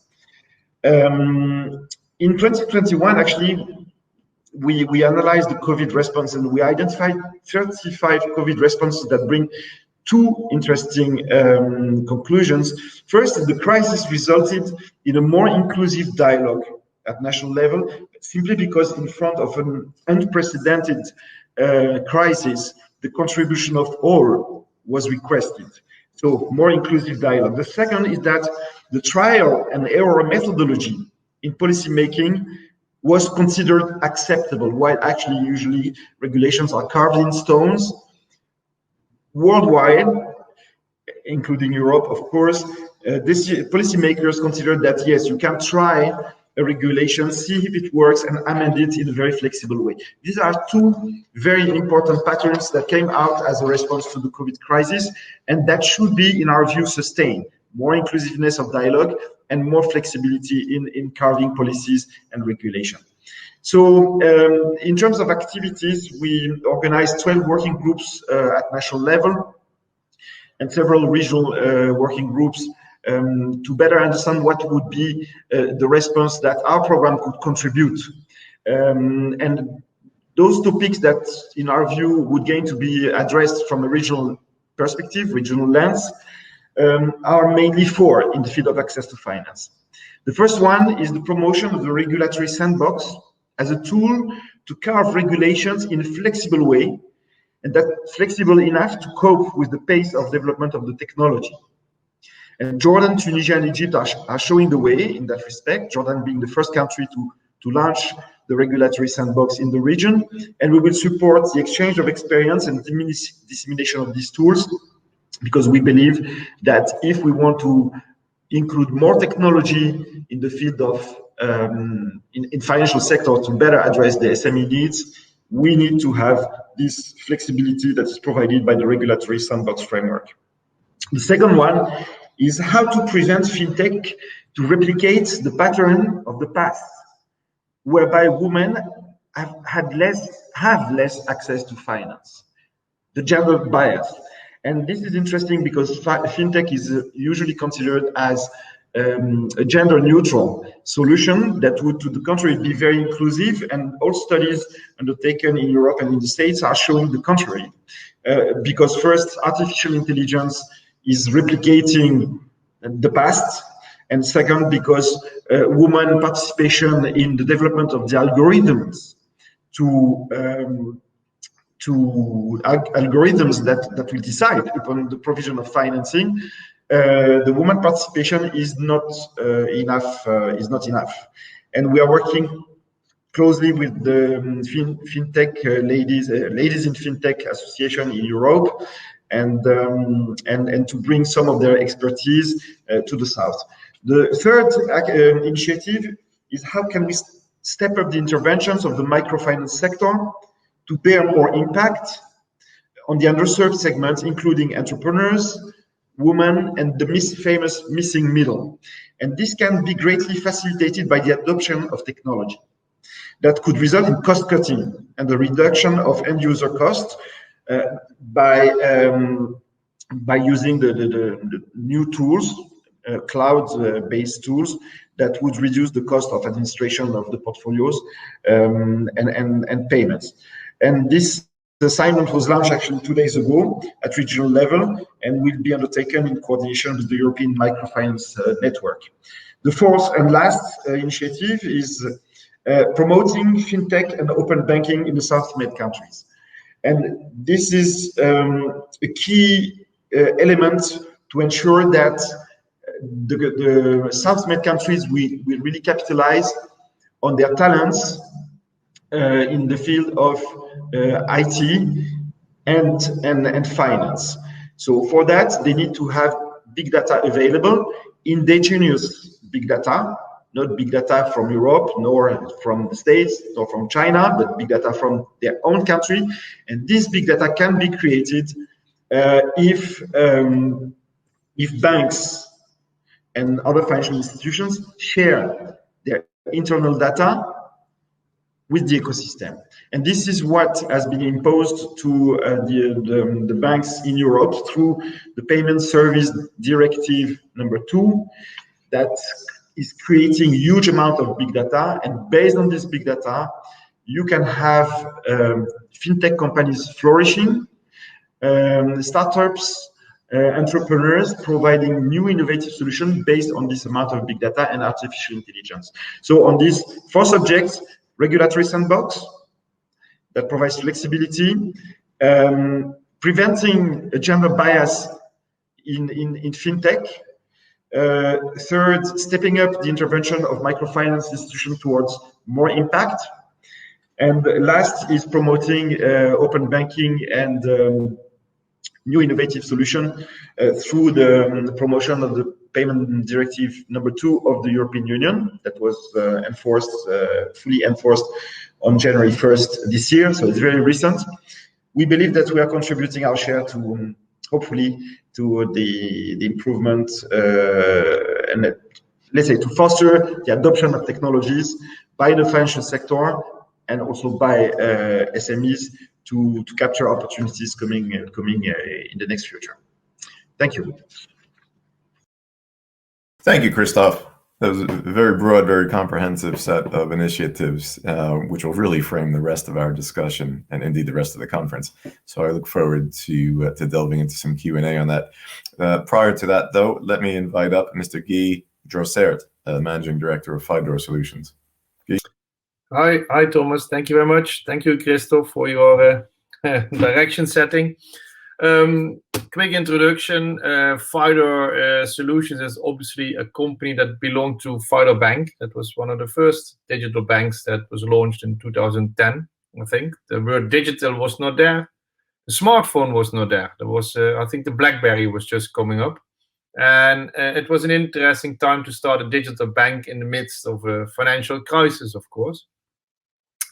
But we did it. We managed. We broke even, and we actually created more opportunities out of that. And one of that is that we built our own technology stack because at that time we couldn't find what we need in the market. Today it's obviously more diverse. We created a company called Fidor Solutions, in which we started helping others building digital propositions. And the company is actually very much focused on emerging markets. We have digital banks in Algeria, Middle East. We are now in Sub-Sahara Africa, busy Asia. And with that, actually, it's like a cook that goes and explore other regions and sees other needs. And we create constantly new, unique selling points in our technology that we can bring to our, let's say, customers that use our technology and be a winner. Obviously, we have with our own bank, we experimented it ourselves, and we brought also a lot of these ideas back to our own bank. And one of the things we did, we focused very early in our lives on SMEs in Germany. And there are still many parallels on the same problematic situations SMEs in Germany have, where you would say it would be better sorted over there. It is actually not that much different, and that offering is growing. But more on that later in the discussion. What we believe is that emerging markets will be the right area that will inspire us, will create needs for us for innovation, because we want to keep on innovating. And we are, let's say, trying to look at all the trends in the market. We did it as Fidor Solutions. Recently, we are acquired by Sopra Banking, which adds 45,000 people to the game. And it is good because there is so much, there's so many opportunities it can bring to your business. It's good to have a bit more firepower. Things we are focusing on in the SMEs is the KYC process to make that easier, the lending process to make also the credit checks easier, but also more qualitative. by playing the data game. And last but not least, we are also looking at supporting solutions like marketplaces, where a bank or a financial institution can sell more than their own products and get some commission on it. Because ultimately, everybody wants to be in a daily life of an SME or foreign individual as much as possible, and take part of that, because that's where we are the strongest. So I think that's a short introduction, who we are, where we came from, very fintechy, and looking forward to what you guys have all to ask us. We can bring a lot. Very good, G. Thank you very much for that very informative introduction. Our next speaker, if we can call him up, Mr. Richard Wilson of Strands. Thanks, Thomas. Great to be here today. So I'm Richard Wilson, a consultant from Strands. So what we're doing at Strands is empowering banks and fintechs to serve their customers in a more efficient manner. How we're doing this is we are using the transactional data, and in some cases some third-party data, if that's open banking or some maybe accounting data or invoicing data, to provide the bank's end users and SMEs with financial management features. So these can include cash flow management, financial calendars, spending analysis, invoice management, budgeting tools, provisioning, etc. And what they're doing is, we're using this data and these features to also provide insights and which are personalized to the customer, dependent on their behavior, depending on their spending patterns, and trying to predict some outcomes and assist them in their day-to-day life.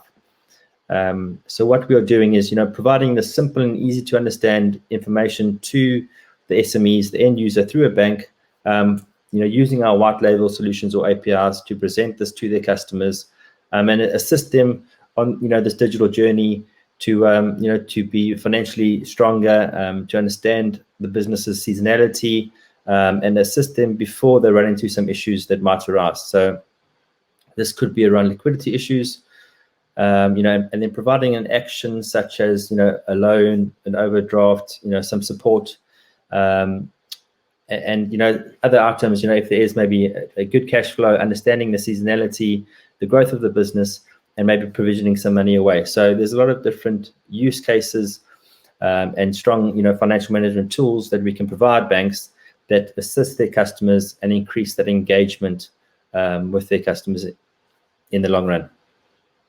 Thanks. Excellent. Thank you very much, Richard.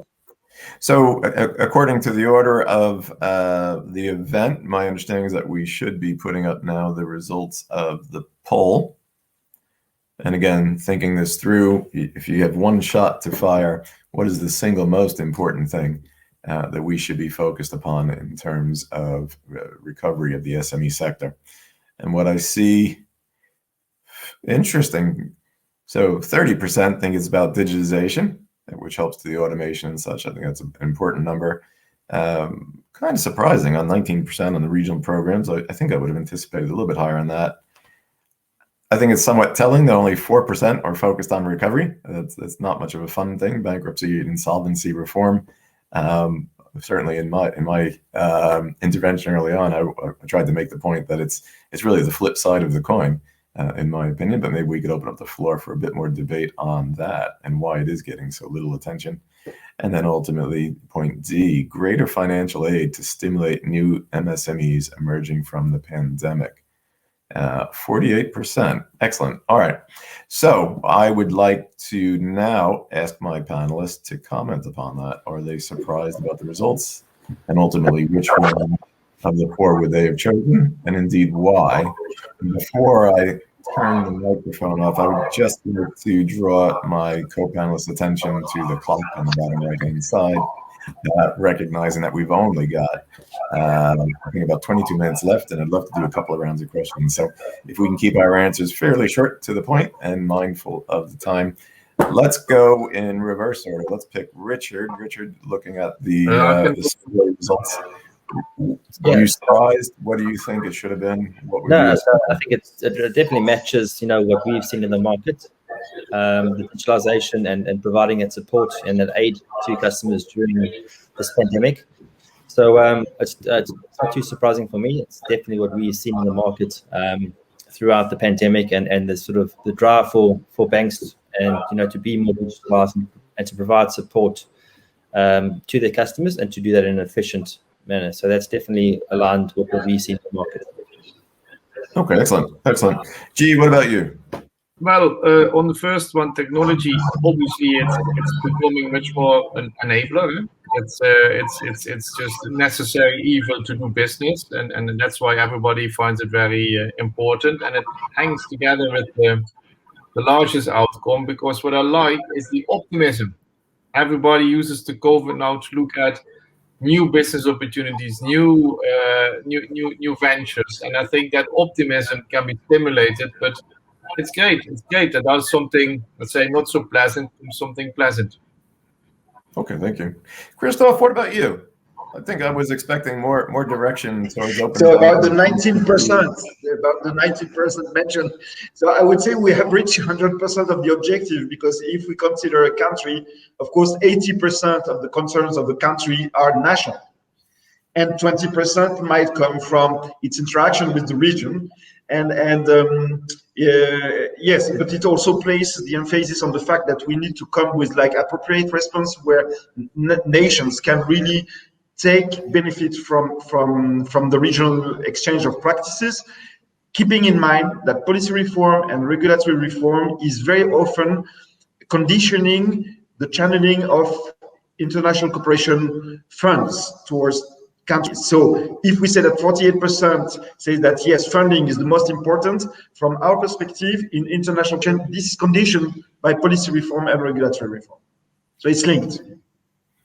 Excellent. Okay, and indeed it is. It would be great to have had a sub question on, okay, 48% think it's about funding to help small businesses. We could spend days debating the best way to use the taxpayer's dollar. What's the best way to invest that money, and how do we go about doing it? Is it helping SMEs upgrade their technology to utilize cash flow solutions such as that offered by Strands? But I'm afraid that one is not on our remit, or perhaps the rest of the panel in the afternoon can pick that up. So let me just jump in on some particular questions. I'm particularly interested. Obviously, FIDOR has been around a long time, much of the fintech period of time, or at least the period while I've been in fintech. It was one of the original European challenger banks, very innovative. I mean, really pushing the cutting edge following the last financial crisis, as I recall it.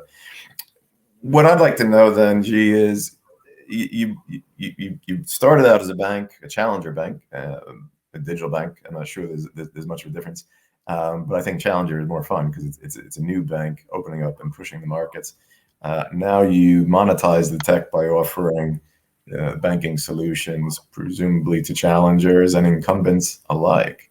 So it's an interesting perspective there.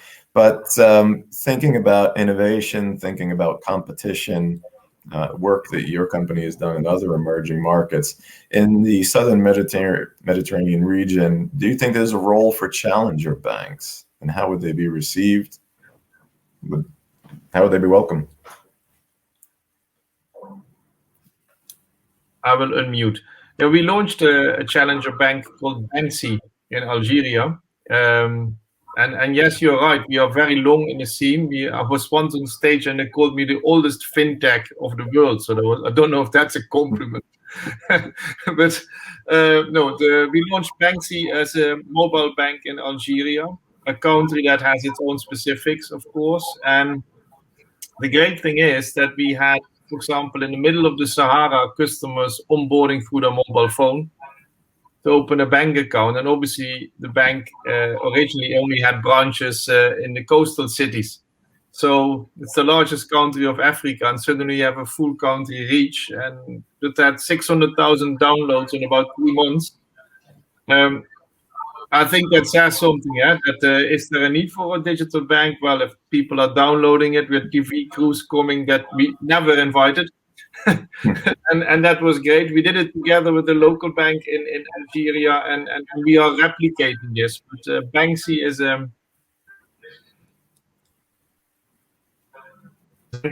that is 100% digital, actually 100% mobile, and it will be, let's say, having a lot of things in it. The only thing that was not in it that we have launched successfully in other regions and that made Peter Bank big was a digital community. We have a digital community in which we actually use as a customer acquisition platform. And that community base is very helpful, and I think that part we could even launch in other countries very easily. Excellent. Is Algeria a market in which cloud banking is permissible, or is this an no? It's an on-premise, and I think it's the right point. We hit that more often. It doesn't really matter from a technology perspective for us. You just get the updates shipped every quarter, but in general, some countries are not so cloud ready yet, or are cloud ready but don't want the data to leave their country. That is the other step. So yes, it's a local solution in the country, but working as well as others. Yeah. Is there any particular regulatory reform that would help your business, or flipping it around, that would help your potential customers, that is to say, domestic incumbent or challenger banks in the Mediterranean? Is there any one regulatory reform that would improve their access to services such as yours? I think the big challenge for countries Algeria is obviously their currency. And it has nothing to do with a digital bank, but it is very difficult to trade in their currency, and it goes via all kind of hoops. And it makes for people in Algeria it more difficult to acquire goods from outside Algeria, and that is where a government could help, but also a visa scheme already helps. So we are trying to enable as much as we can, but we need to keep that in mind. Yes. Okay. Actually, that's an excellent question. An excellent point. Thank you, G. Because to the extent of my intervention a little bit, I was trying to refer to regulations with best of intentions that have unintended consequences on particular aspects, such as bringing technologies into markets.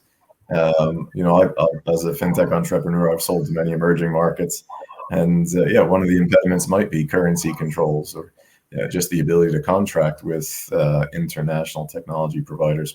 So thank you for that. For the regulators out there, there's an unintended consequence, and a way that you could get back to the office and potentially put that to work. Fintech visa schemes or something of that nature. All right, well, let's shift gears a little bit. Let's go over to Christoph, and let's talk about open banking and PSD2. Obviously, it launched here in Europe in March, came into full force and effect. And, we're starting to really see the benefits of it, particularly in the consumer banking side. Also wealth management, money management, and cash flow maturity, I suppose, on the consumer side. But it also has some significant benefits in the micro, small, and medium-sized categories. How do you see that playing out in the southern Mediterranean? And I mean by that, in some respects, obviously the EU is 24, 34 countries lumped together. The power of big data is obviously directly connected to how much information you have to crunch. How do you see it playing out then in the individual countries in the southern Mediterranean?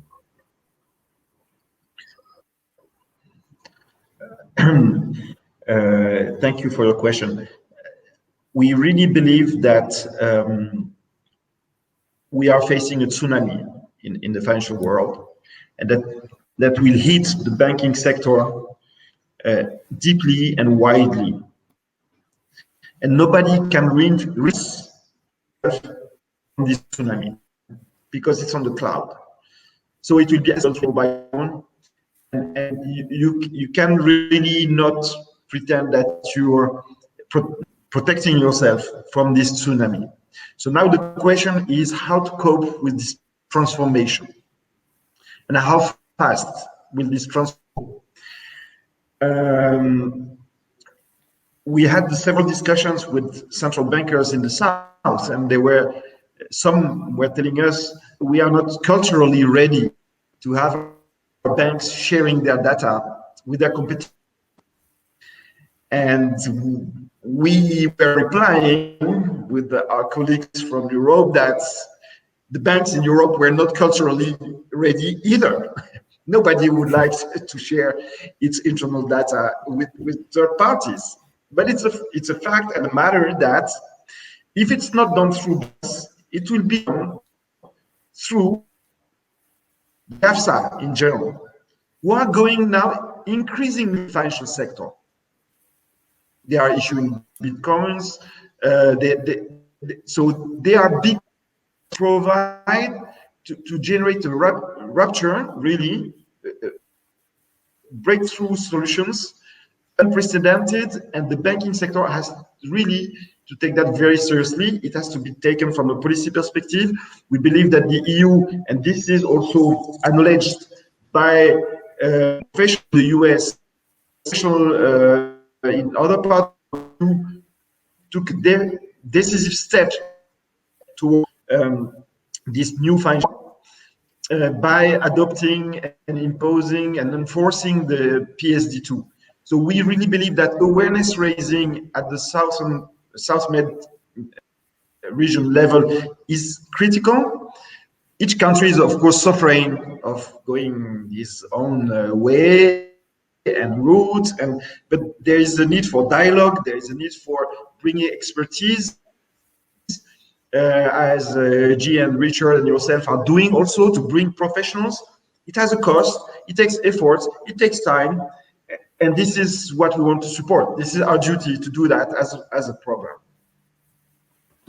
Excellent, thank you. All right, I see we've got 11 minutes. It's probably time for me to address a question to Richard, and then we'll probably do a final round for everyone to participate. So Richard, I want to come back on Strands, and to my understanding that the product is cash flow management, measurement, an informative tool to the small business owner, and obviously to the bank behind it, allowing the business owner to look at cash flow and manage it and measure it in a different way, or a more automated way, or certainly a more insightful way. That highlights to me a comment that was made by one of the morning speakers about the need for education of micro, small, and medium-sized business owners. Not necessarily women-oriented business, but certainly an element there. Any of the categories of small business owners or micro business owners who could benefit from greater understanding of financial tools, financial management, things that I think in the Western world we sort of take for granted as just part of the education that we receive. Can you speak a bit about Strand's operations, and particularly in emerging markets, and how your tools are in fact being used from an educational standpoint to the overall benefit of the micro, small, and medium-sized enterprises? Yeah, sure. So thanks for the question.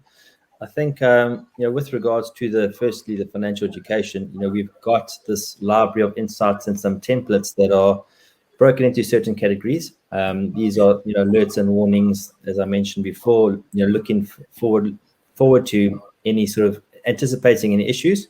But then we've got a category of, financial education. So we're looking at, identifying certain patterns or behavior, and then providing that education around better spending habits, or tools to enable those businesses to be financially stronger, or to have a product that might actually suit them better. And then we've also, with the financial management tools, the cash flow, the calendars, the analysis, providing very easy to understand, other graphs or, trends or bar charts, to really have that understanding of what's happening, on a day-to-day basis. There's a number of, techniques where we are showing recurring, patterns that we're detecting and these scheduled transactions, so the customer really understands what we're predicting. This might be presented differently to a committed transaction, so they know what's a prediction versus committed. So it's really trying to make it, really intuitive, simple, and easy to empower those business users that maybe aren't that financially savvy, to have those tools that understand where the business is. They can concentrate, on what's important, and that's the business, and bringing in extra income, or controlling that cash flow, and have a strong ability to trust their bank and for the bank to provide, more personalized interactions with their customers. Excellent, excellent. Thank you. That's very helpful. All right. Well, look, we have looks like 7 minutes left. We're bringing it to the home stretch here, so probably one more round of comments. But I'll ask it in a manner that allows us to have concluding remarks. And I'm struck as I was preparing for this presentation. I was really reminded of 2010, 2011. The back of the last truly financial crisis, and what it felt like to be a fintech entrepreneur. When you felt like, the shoots of spring coming up, you felt optimism, you felt things were really going to change, and all the headlines and all the buzz and everything was, this time we're going to get it right. We're going to change. We're going to implement new rules. We're going to digitize. We're going to improve SMEs. And indeed, looking back over the last 10 years, the world has come a long way. And in fact, the fact that we're having a conference such as this, focused on micro, small, medium-sized enterprises. In fact, just looking at the sheer scope and scale and indeed speed of governmental support for the small business sector, going back to last May, April, March, when COVID first came in. So clearly we've come a long way in the last decade. And yet on the other hand, I'm struck too by some, what I look back on as obvious changes that could have been made and yet haven't been. Adoption of electronic signatures, cloud banking, digitization, of documents. Well, we can go down, on the road on those topics. So my question to you three gentlemen as we close is, looking forward another 10 years, and let us hope that we don't have a crisis 10 years from now, but from the basis of 10 years, just the same, what do you anticipate are things that will almost certainly have happened between now and then? We've identified some really good initiatives already today. And where do you think we will perhaps still be lacking 10 years from now? Go for it, G. Yeah, so what I really find now the most interesting thing is the success of Starlink. If that's running well and there are other competitors coming, what does the telco, where does the country stop? Now we cannot block Wi-Fi anymore with the great Chinese firewall. I don't know, but I do believe we go global big time. And I think Starlink it will be a new enabler for many new services. Imagine on boats and whatsoever what you all can do. So I think the next 10 years will be another technology run. Excellent. Okay. Well, you do raise the hints of some nationalism that with clouds over the horizon and how that might impact some of these as well. I live in the UAE and they block calling over WhatsApp. So if I link up with Starlink, they can't. So fair enough. Open information remains the key to freedom. I understand that. Very good. Richard, why don't I go to you, and then I'll let Christoph bring us home.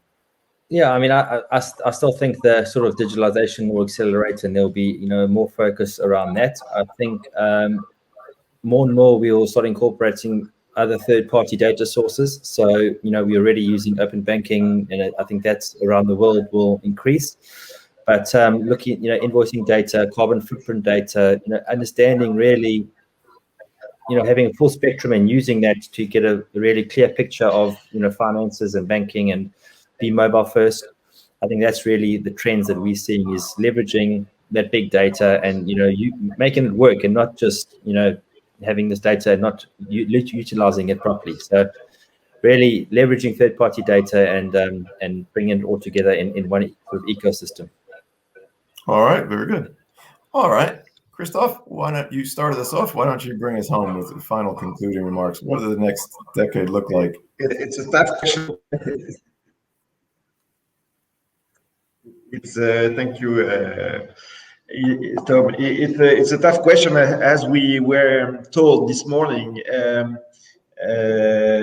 Okay, we are waiting for the next crisis. So within the next 10 years, whether it will be sanitary or financial, we have to prepare ourselves for that. And this was clearly mentioned this morning in the previous panel.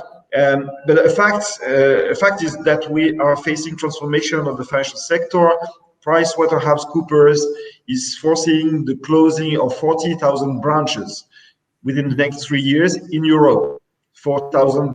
This is about 500,000 bankers that we have to find new jobs or convert to the digital transformation product.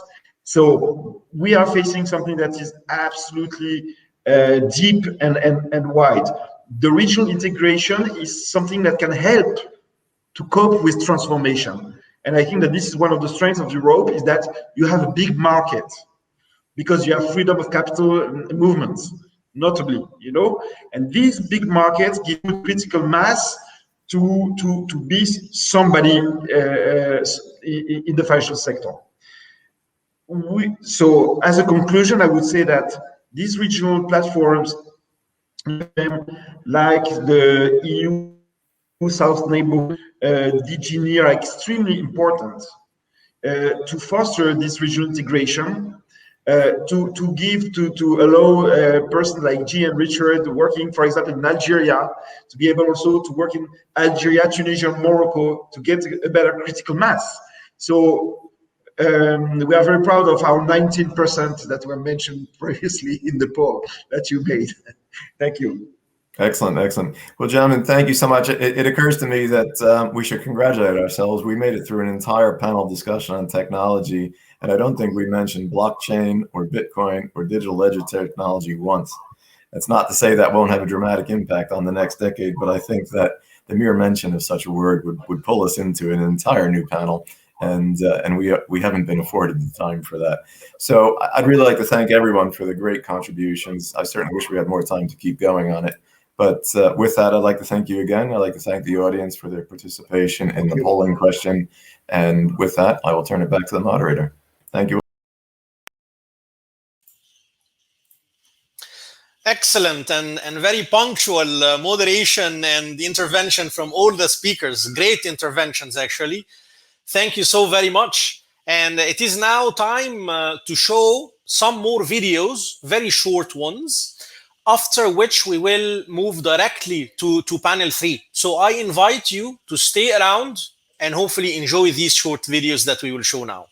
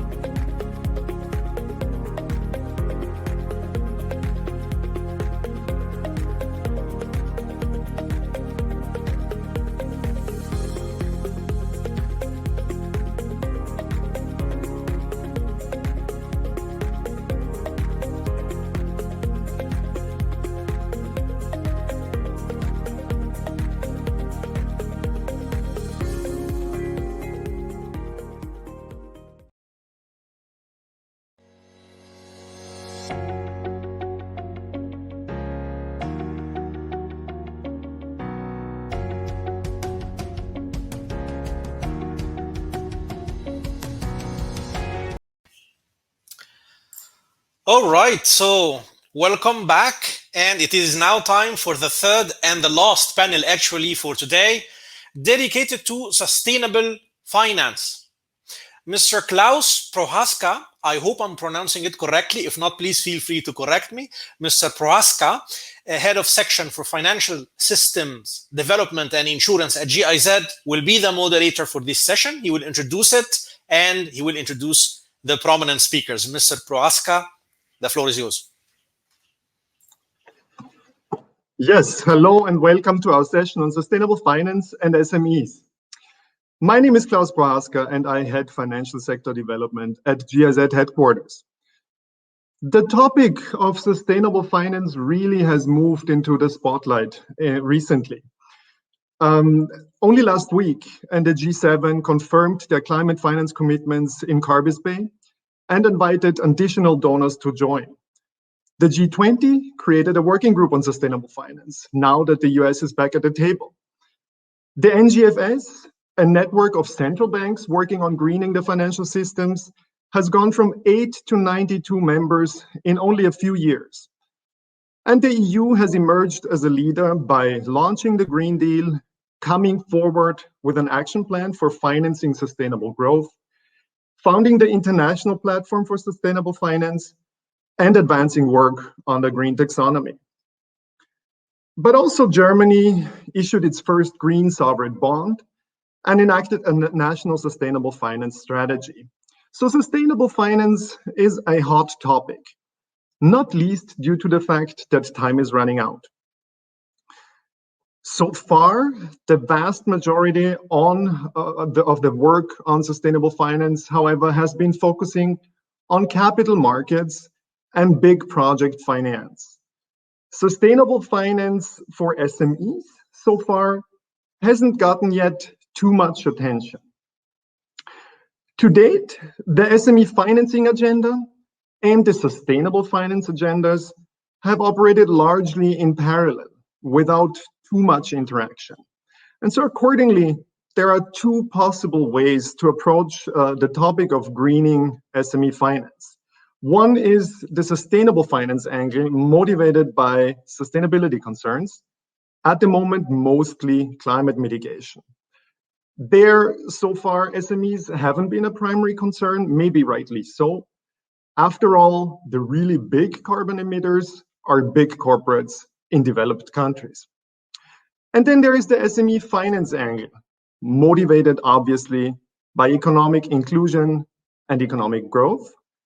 Here, green credit is being done here and there, but not at a systemic level. And frankly, it's also a big challenge. SME finance still is hard as is, and putting additional policy goals on top of it makes it even harder. But on the other hand, in many of the developing and emerging countries, there will be no sustainable finance without MSMEs, because they make up the vast majority of their economies. So it's early days. However, there is an increasing number of players that are becoming aware of the issue, and they are taking steps to tackling it. And today we have three panelists who will tell us about their experience with this new and emerging field. First, we have Fulvio Capurso, team leader of guarantees and private investment in DG NIR of the EU. The other guest is Andreas Berghoff, senior loan officer at the European Investment Bank. And then we have Johanna Neiman, head of inclusive green finance at AFI. Before we start the conversation, though, I wanted to feel the pulse of the audience with the polling questions. So I hope you all know by now how the system works. And can we please pull up the polling question for the audience?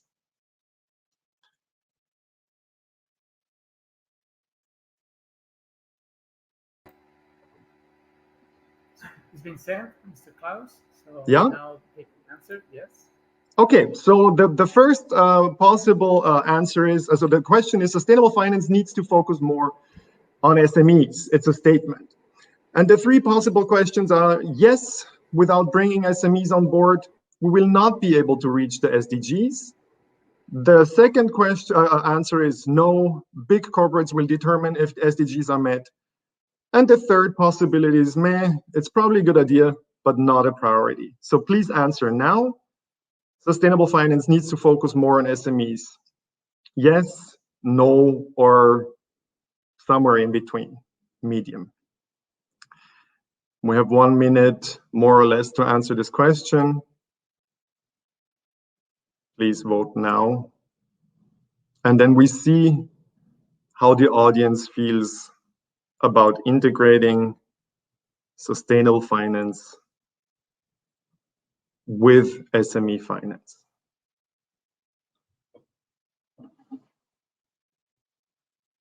We have some time to give the system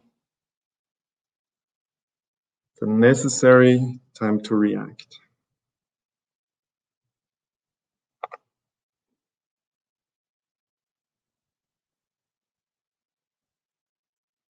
I hope you can all vote.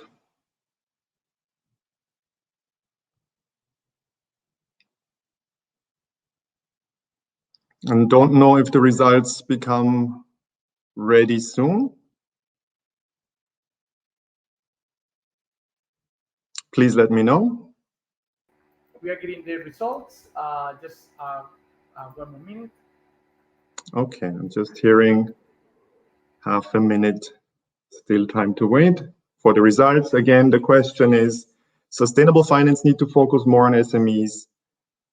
Yes, no, or somewhere in between. Probably a good idea, but not a priority. Let's see how the audience feels about this new and emerging field before we start the conversation. Maybe while we're waiting waiting for the answer, I also want to encourage the audience to feel free to post questions through the chat. It would be great if we, at the end of this session, also could answer questions from the audience. I can see them here in the chat. So I see there is an answer, and the overwhelming majority, that's a surprise, feels that yes, we need to bring together SMEs and SDGs. I didn't expect that strong of an answer, but it's very clear how the audience feels. Thank you very much for this initial impulse. Okay, but so let's start with my panel. And the first question goes to Fulvio.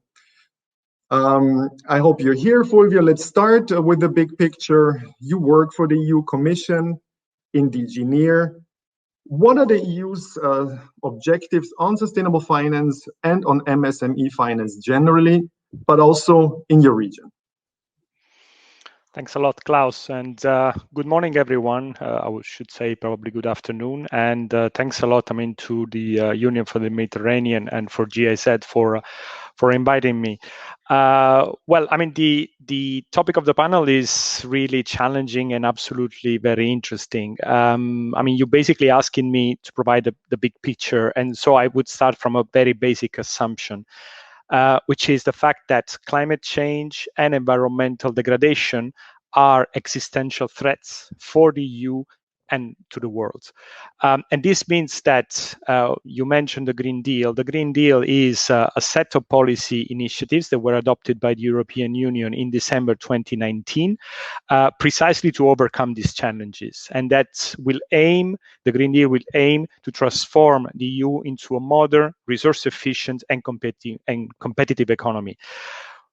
This means delivering 3 objectives. The first one is no net emissions of greenhouses by 2050 within the EU, which means that the EU is going to become climate neutral, boost the economy through technology, green technology, and creating sustainable industry and transport, cutting pollution, but also leaving no person and no place behind. And this is something I really want to stress because I think is crucial in the discussion that we're about to have. The Green Deal, the EU Green Deal, is about green transition, but it's about just transition. It's about economic and social inclusion, as you also mentioned in your introduction. If we look beyond the European Union, if you look at the world, Well, it's clear that the green transitions that everybody's talking about require significant shift of investments, of public and private investments towards emerging markets and developing economies. We have to ensure that supporting the recovery plans worldwide, and that these recovery plans, they integrate objectives and that refers to low carbon transition. And this will be extremely helpful in building stronger resilience and prepare, the economies in our partner countries against future shocks. We've heard several times about the SDG financing gap. The green financing gap is, the global green financing gap is estimated into a region between $2.5 trillion to $4.8 trillion. No matter what the figures, we understand how big the challenge is. The activity, the actions that needs to be taken are to mobilize sustainable finance at a large scale, and particularly private finance, and this is where sustainable finance is crucial. We have to do this while addressing the volatility of capital flows, because what we have registered, particularly in our regions in the Southern Mediterranean, but also I would say in the Western Balkans, is an outflow of capitals at the moment. The COVID crisis hit, and we have to be sure that these flows of capital that are sustainable, they should address the real economy. This is where sustainable finance needs to work for SMEs, and I think the survey and the poll that you just launched and the reply that we get it goes clearly into that direction. We need to work to adapt the regulatory framework, because in order to make this investment sustainable in the long run, we need to have the proper business environment. We need to have the proper regulatory framework in place. We need jointly to work to build pipeline, because what we usually hear is that investments are not flowing precisely because there is a lack or a shortage of bankable options. And in addition to all this, we need to build rigorous systems to track and assess investments and to be sure that we're talking about green investment. So this is what the EU taxonomy is about, avoiding greenwashing and ensuring that we're really talking about supporting those investments that are conducive for the green transition. Let me spend a few last words about the regions that we cover. As you said, I work for the European Commission, particularly for DG NEAR, so we cover the EU neighbored and enlargement countries. Well, let me be very clear here. There cannot be any effective green transition for the EU without our neighbor fully on board. And this is particularly the case for the pre-accession countries, for the Western Balkans economies and for Turkey, but also for our neighbor countries, because their economies are strongly interdependent, interconnected with ours, and we need to share our green strategies with them. And this is why the Green Deal and the principles of the Green Deals are embedded in the recently launched new agenda for the Southern Neighborhood and the relevant economic and investment plan, and on the Western Balkans economic and investment plan that was adopted by the Commission in October 2020, and the Green Agenda for the Western Balkans 6 that was subscribed by all the countries in the regions. Both agendas, they set priorities, they identify flagship investments initiatives that we as a European Commission intend to support, but also they define three, let's say, key principles. First, we need to support sustainable long-term socio-economic recovery and job creations. We need to support our country increasing, their resilience towards to external and internal shocks. And I really liked what Thomas De Luca mentioned this morning when he said we cannot afford to have another policy debate when the next crisis hits. It will be too late. The second principle is that we need to join forces with our partner countries to fight climate change, to decrease harmful emissions, but also to use resources in a sustainable way and to speed up the green transitions. But also we need to look forward, and we need to prepare for long-term scenarios when new forms of low-carbon energy will gradually replace fossil fuels. These are commitments that we as a European Commission have taken with our partner countries, and then, as I said, our commitment that involves the government, involves the economy as a whole, and has definitely an impact on small and medium enterprises. Thank you, Fulvio, for being very clear. EU has some very ambitious goals, showing leadership on an environment, but also on an inclusive recovery. And clearly, there is a need of crowding in private investment and collaborating with the EU's neighboring countries. Very clear. Thank you very much. So let's move to Andreas. Andreas, the European Investment Bank has provided substantial support to SMEs in the region under its Economic Resilience Initiative and COVID response. But recently, we've also been hearing a lot on the EIB becoming a climate bank. So what does that mean for your portfolio? Yes, thank you, Klaus. Excellencies, ladies and gentlemen, it's a pleasure for me to participate in this esteemed panel, which is looking exactly as you put it in your introduction at bringing these two anchors together, SME finance and sustainability. So on the Economic Resilience Initiative, economic resilience has indeed been the key theme of our support to the region over the last couple of years. Sustainable and inclusive growth and creation of job opportunities are key for making economies less vulnerable to external shocks and thus create resilience. While the trigger of our economic resilience initiatives was the Syrian refugee crisis, we found out that actually the recipe required for the response to the COVID pandemic is fairly similar. Long-term financing at attractive rates, credit risk guarantees that we had already heard about today, and technical assistance. However, the support had to be provided in an even more flexible and timely manner to make sure that the businesses survive the difficult period. And we have therefore not only scaled up our lending support during the last year to a quite impressive and I think unprecedented level in the Mediterranean countries, but we've also introduced special COVID measures to our contracts, for example, to reflect higher needs of working capital during this period. In fact, business and financial sectors have turned out to be remarkably resilient in most countries, also thanks to interventions by governments, banks, and the international community. And honestly, whenever I look into those countries that I'm working on as a loan officer, I'm seriously impressed by the dynamic and also really the level of resilience that these companies have shown. So some have adapted quickly and managed to turn the crisis into an opportunity. But I think what we also see very clearly as a multilateral development bank is that the own financial reserves of enterprises have decreased significantly during the crisis.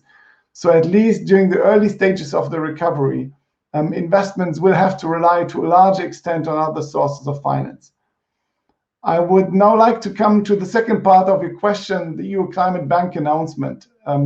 So the EIB has set out a climate bank roadmap, which sets a very ambitious agenda, including the Paris alignment of all our lending operations starting from 2021, as well as an increase of our climate action and environmental related lending to 50% of our lending by 2025. Just as a reference, so far that percentage was more around 25. So we're really talking about a massive game changer. Greening the financial system is defined as one of the focus areas in the Climate Bank roadmap. And there are several work streams with an immediate relevance on our SME portfolio. I'll speak about that a bit later. We aim to accelerate the transition through green financing, which includes increasing investments, promoting innovative green technologies and business models. Secondly, and Fluvio mentioned that as well, we aim to ensure a just transition for all, focusing on those most impacted by the transition. Third, we aim to ensure that all operations inside and outside the EU are Paris aligned, as I already mentioned. And fourth, the roadmap also touches strategic coherence of our approaches and procedures, including, for example, an integrated environmental and climate social policy. Indeed, the economic recovery is also an opportunity for us to do things differently and to promote a greener financial sector. And given the importance of the SMEs in the in the private sector of the Mediterranean countries, I can only concur with Fluvio that we cannot achieve our climate objectives without winning the EU and neighborhood as our partners. And we also have to recognize that, let's say, there are a lot of links between the neighboring countries and the EU. For example, when we talk about local companies that play an important role in value chains of European multinational companies with ambitious sustainability commitments. So I think the EU and the Mediterranean countries are very closely tied in that question, and I look forward to our further discussion. Andrea, so this seems very aligned with EU policies. You work on inclusive development, but also have an ambitious reform agenda to turn lending more green and aligned with the Paris Agenda. So now let's turn to Johanna. Johanna, you work for AFI, the Alliance for Financial Inclusion. That's a network of policymakers that aims to advance financial inclusion, as the name says. So AFI has been working on SME finance for a long time, but recently you came up with this concept of inclusive green finance. So from your perspective, what is the connection between financial inclusion, also for SMEs, and climate action? Thank you so much, Klaus, for this introduction, and a big thank you to the Union for the Mediterranean and GIZ for inviting us here today. Andreas and Fulvio, thank you for these introductions from your side, and it's really a pleasure to engage in this conversation with all of you. So as Klaus mentioned, the Alliance for Financial Inclusion, we're a network of 100 central banks and financial regulators from developing and emerging economies. And the regulators in the network started linking financial inclusion and green finance already back in 2015. So it's clear that climate change is hitting the most vulnerable in our societies the hardest. Climate change, it deepens poverty and feeds into existing vulnerabilities. But the other side of the coin that we are working on is that financial inclusion, it can build the resilience of individuals to the impact of climate change, whether it's to a sudden or extreme climate event, or to the gradual effects of varying rainfall patterns, sea level rises, or salt water intrusions, just to mention a couple of gradual climate change impacts. But also access to formal savings, credit, insurance, money transfers, and new digital delivery channels, it can provide vital support for those managing these new environmental realities, as well as empowering MSMEs and individuals to reduce their own negative impacts on the environment or their own contributions to climate change. So in this way, also contributing to climate change mitigation. And this is indeed really crucial when we talk about a green transition or a just transition, as Andreas was mentioning earlier. So really to empower the most vulnerable to move towards more green solutions, but also building their own resilience against the impact of climate change. And I'm really happy to share that there's a great interest and a demand for inclusive green finance policy solutions amongst the financial regulators in the AFI network. And there's a lot of opportunities to engage systematically on this topic. And it's quite clear that financial regulators have not been the main actors in the climate space this far. And there's a lot of work to be done to connect both on the national level and the international level financial regulators, central banks, into ongoing policy processes such as national climate strategies, but also nationally determined contributions and national adaptation plans. So this is what we're working on in the Alliance for Financial Inclusion. Our inclusive green finance work stream, it empowers central banks and financial regulators to play a vital role in national dialogues of climate strategies, and enabling policy development through the provision of tailored capacity building, policy advisory, and in-country policy implementation support, and all the time focusing on the intersect between financial inclusion and green finance, and how access to financial services and products can, one, build the resilience amongst the most vulnerable, and two, enable their own mitigation of their contributions to climate change.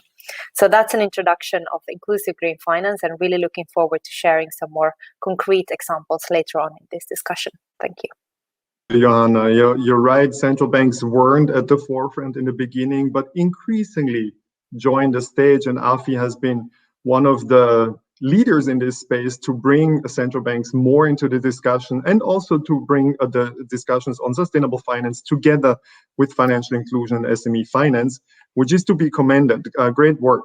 So, but now let's go back and explore how this works in practice. And let me start again with Fulvio. So, Fulvio, you mentioned the EU's goals of advancing sustainability and inclusive development, including SME finance. So how, if at all, can you bring those two goals together in the tools that you employ?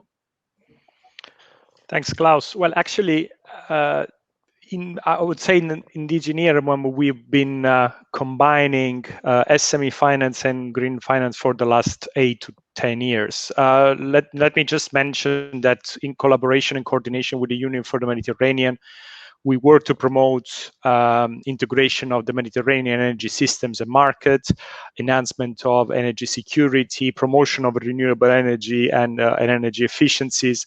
I mean, the Union for the Mediterranean 2016 launched 3 energy platform, and there is the UfM renewable energy and energy efficiency platform, which entails numerous examples in terms of sustainable finance. And you recently, I mean, you just heard in the previous panel about Christoph talking about the MED MSME program. As far as broad MSME finance is concerned, in the last 8 years, I mean, only if we consider only the southern neighborhood, we have contributed with something around 560 million euro to projects. We, as the European Commission, generating more than 5 billion in investments for small and medium enterprises. And this includes more than 200 million of our contributions to projects supporting MSMEs in energy efficiency, renewable energies, as well as in green technology as a whole. I can only mention here a series of facilities, the Green Economy Financing Facility, the Green Growth Fund, the SUNREF, Sustainable Use of Natural Resources and Energy Efficient Finance. We do this with our implementing partners, which are the EIB and all other European Development Finance Institution and international financial institutions. On top of that, in 2017, we launched the European External Investment Plan with a financial arm which is called European Fund for Sustainable Development, the EFSD, which has for the first time the use of a budgetary guarantee of 1.5 billion euros to support private sector investment in sub-Saharan Africa and in the EU neighborhood, I mean the southern neighborhood and the Eastern Partnership countries. Out of that initiative, we've signed 15 guarantee agreements with the different international financial institutions, and 4 of them, and up to my mind, cover SME finance and financial inclusions, and I think 3 or 4, if I'm not mistaken, cover renewable energies, for example, or climate-related investments. We plan to do more in the future. We are working on that basis. That for us was a test, and we are, let's say, working to have an enhanced firepower to support investments and green investments, and particularly those that support SMEs. A couple of weeks, last week, I think, the NDCI regulation establishes the Neighborhood Development International Cooperation Instrument, established the possibility for the Commission of providing a budgetary guarantee, so a guarantee backed by the EU budget of 53 billion euros. A big chunk of this will be used to support the EIB investments in our partner countries, but a part of it will be open, I mean, also not only to EIB, but also to other financial institutions, indeed, to support in public and private investments. And the Green Deal that I mentioned before is going to be at the core of this new initiative. We are just starting now. We are in a programming phase. If I can make couple of examples on how this could work in the green space, let's say, we can go from de-risking investments in renewable energy projects, I mean, provided by SMEs, even in markets that are particularly difficult or where the sector it's too new, I mean, to be perceived to be properly assessed and the risk to be defined, by the financial intermediaries. We can cover the so-called off-taker risk, so we can backstop power purchase agreements. We can credit enhance green bonds, public or private green bonds.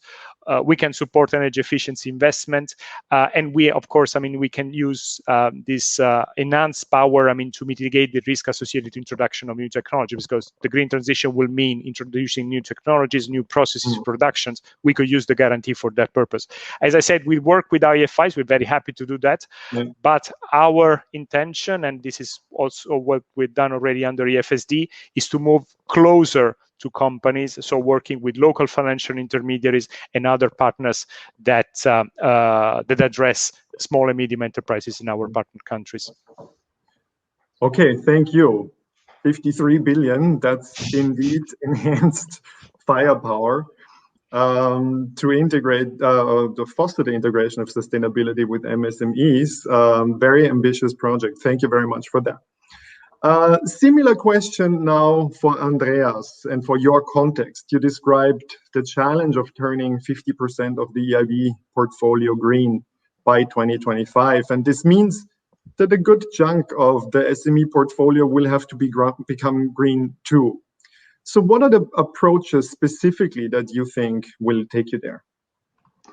Thank you, Klaus. It's a very interesting and relevant question. So first, let me start off by saying that as the EU bank, we're fully committed to the EU's policy first approach. So that means that based on the market gaps that we have identified or are identifying at the moment, together with the European Commission, we then design a strategic approach that delivers on policy objectives in the most efficient manner. So we really come from the impact side, and then we backward engineer kind of the tools that we require. And indeed, the NDICI regulation provide us with a lot of firepower and opportunities. So as a first immediate step that I wanted to mention, and that I've already mentioned before, we've started with a Paris alignment of all our intermediated operations from 2021 onwards. So how does that work?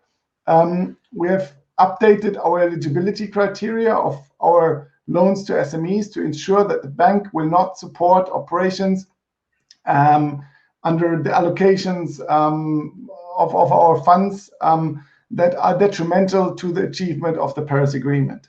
Then secondly, turning 50% of our portfolio green by 2025 is indeed a huge challenge in case of SME lending. In fact, our experience in the Mediterranean countries with dedicated credit lines has been rather mixed so far. Our loans already come along with a lot of strings attached with regard to eligibility of projects, costs, counterparts, and the application of EU standards with regard to environmental and social standards, compliance, procurement, and so on. So there was little interest on the side of the partner banks who already struggle to provide SMEs with access to finance in general. So again, it's where these two dimensions that you mentioned in your introduction meet. Therefore, an obvious approach of dedicating the entire loan or a part of it to climate action and environmental sustainability is really not easy.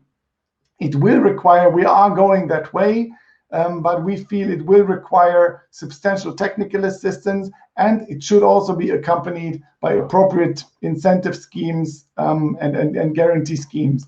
It will also require complementary interventions on the public sector side to create awareness and stimulate market demand. So I think here we are working very closely together with the European Commission. And it will involve product development, including green bonds, green loan products, equity funds, thematic transactions, or demonstration projects, maybe even venture debt. So I think you'll see a lot of product development. We are also looking, I think that's an interesting spin that Johanna had also mentioned earlier. We're also looking into greening the financial system as a whole, so not just on the transaction basis. So this includes, for example, technical assistance that assist local banks in developing and implementing a climate strategy or an action plan, and then to comply with the regulatory reporting requirements when it comes to sustainable finance. We also support the NGFS and the European Commission's International Platform on Sustainable Finance that Klaus, you mentioned during the introduction remarks, and where we have an observer status. And based on that, we are now considering to engage more directly also with central banks and regulators in our partner countries. Finally, we also actively seek to transfer our knowledge in the area of climate and sustainability awareness bonds to other potential green issuers to help them develop the market and market the products. That's it from my side. Yeah, well, thanks a lot, Andreas. I think it's very interesting to also hear, a challenge sometimes where things are still difficult. And as I said, MSME lending alone is hard enough, and putting additional goals on top of it might even sometimes put a disincentive for some banks to avail on green credit lines. But I also find it very important, the one point that you mentioned on the necessity of capacity building on technical assistance for local banks, but also for the regulator. I could not agree more. Oftentimes when I speak to regulators, the number one feedback that I get on sustainable finance is that they need capacity building for themselves at the regulatory level, but also for their respective financial sectors and the banks. So I could not agree more. I might add that GIZ also stands ready to respond to the demand of partner governments in that space. Let's turn to Johanna. So you described the concept and rationale of inclusive green finance. And since you are a network of policymakers, could you give us some practical examples of policies that support SME finance and climate action at the same time? Yes, thank you so much, Klaus. And I hope it's okay. I also react first to the previous interventions, because I really agree with what Andreas is saying. The firepower, the investments, it's much needed, but this far there's a mixed bag of results, and in order to green the financial systems as a whole, it's crucial with capacity building and also working not only with the individual banks but also with the financial regulators and the central banks. And what we have identified through the Alliance for Financial Inclusion as a kind of steps towards the greening of the financial system is, well, starting with a change of mindset. And I think we come really far on that globally, both because of the pressures, the sense of urgency, but also both national and global awakening to solutions. Second is, of course, capacity building. And Klaus, you mentioned capacity building of financial regulators themselves and financial service providers. But we're also seeing an increased demand of kind of collective capacity building on the national level, because there's not always an understanding from, for example, ministries of environment of what the role of a financial regulator can be in greening the financial system and how that can feed into national strategies. But also we're seeing capacity building awareness raising needs on the demand side. Because indeed, MSMEs or individuals would not always be aware of the possibilities of what green means or the potential risks they are facing down the line because of the impacts of climate change. So it's really quite a large package to address. After the capacity building, it's crucial to establish the coordination mechanisms on the national level, because when it comes to climate action, it's so important that we don't kind of start solving the issue from different sides. I mean, this is obvious, but it's so important, and now is the moment. The next two steps, yes. Can I maybe just quickly react to this before you Absolutely. Question? Because I think it's such a crucial point that you so eloquently make. These reforms are national endeavors and require the collaboration of the private sector and government all together. And I could not agree more with you. I just wanted to add that GIZ recently put out a tool to approach sustainable finance policy reform in a country. And it's called the Sustainable Finance Policy Navigator. We did this together with the Frankfurt School, and it's online.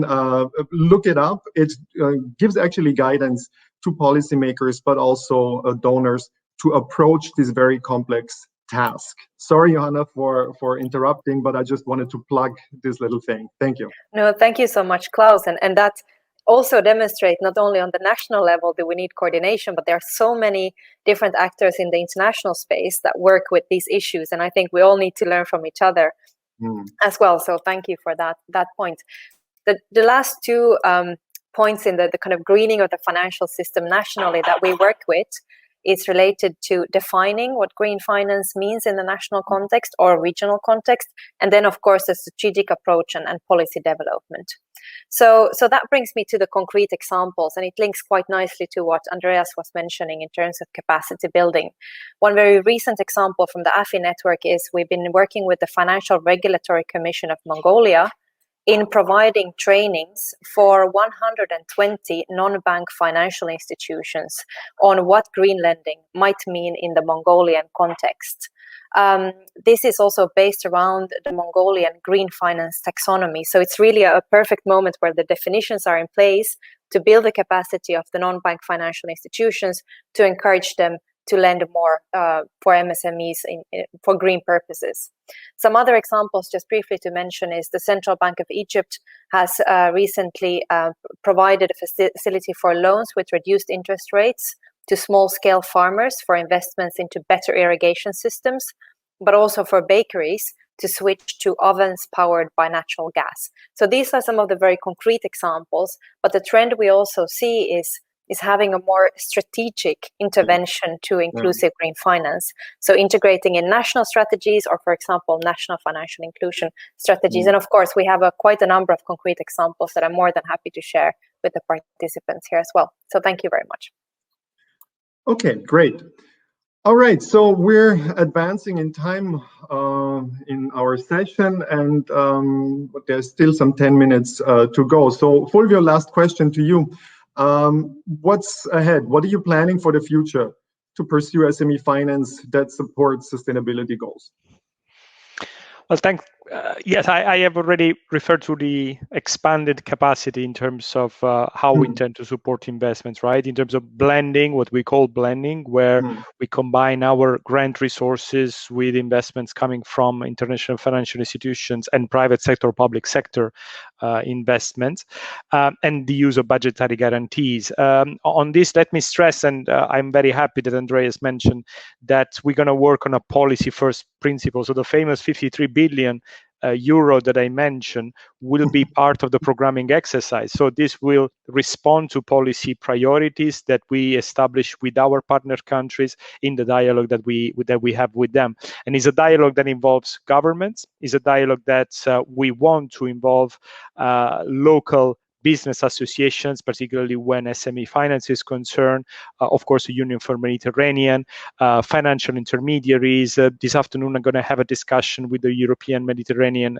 Guarantee Network, because indeed, identification of priorities will mean to set the criteria for the use of the guarantee and for the investments to happen.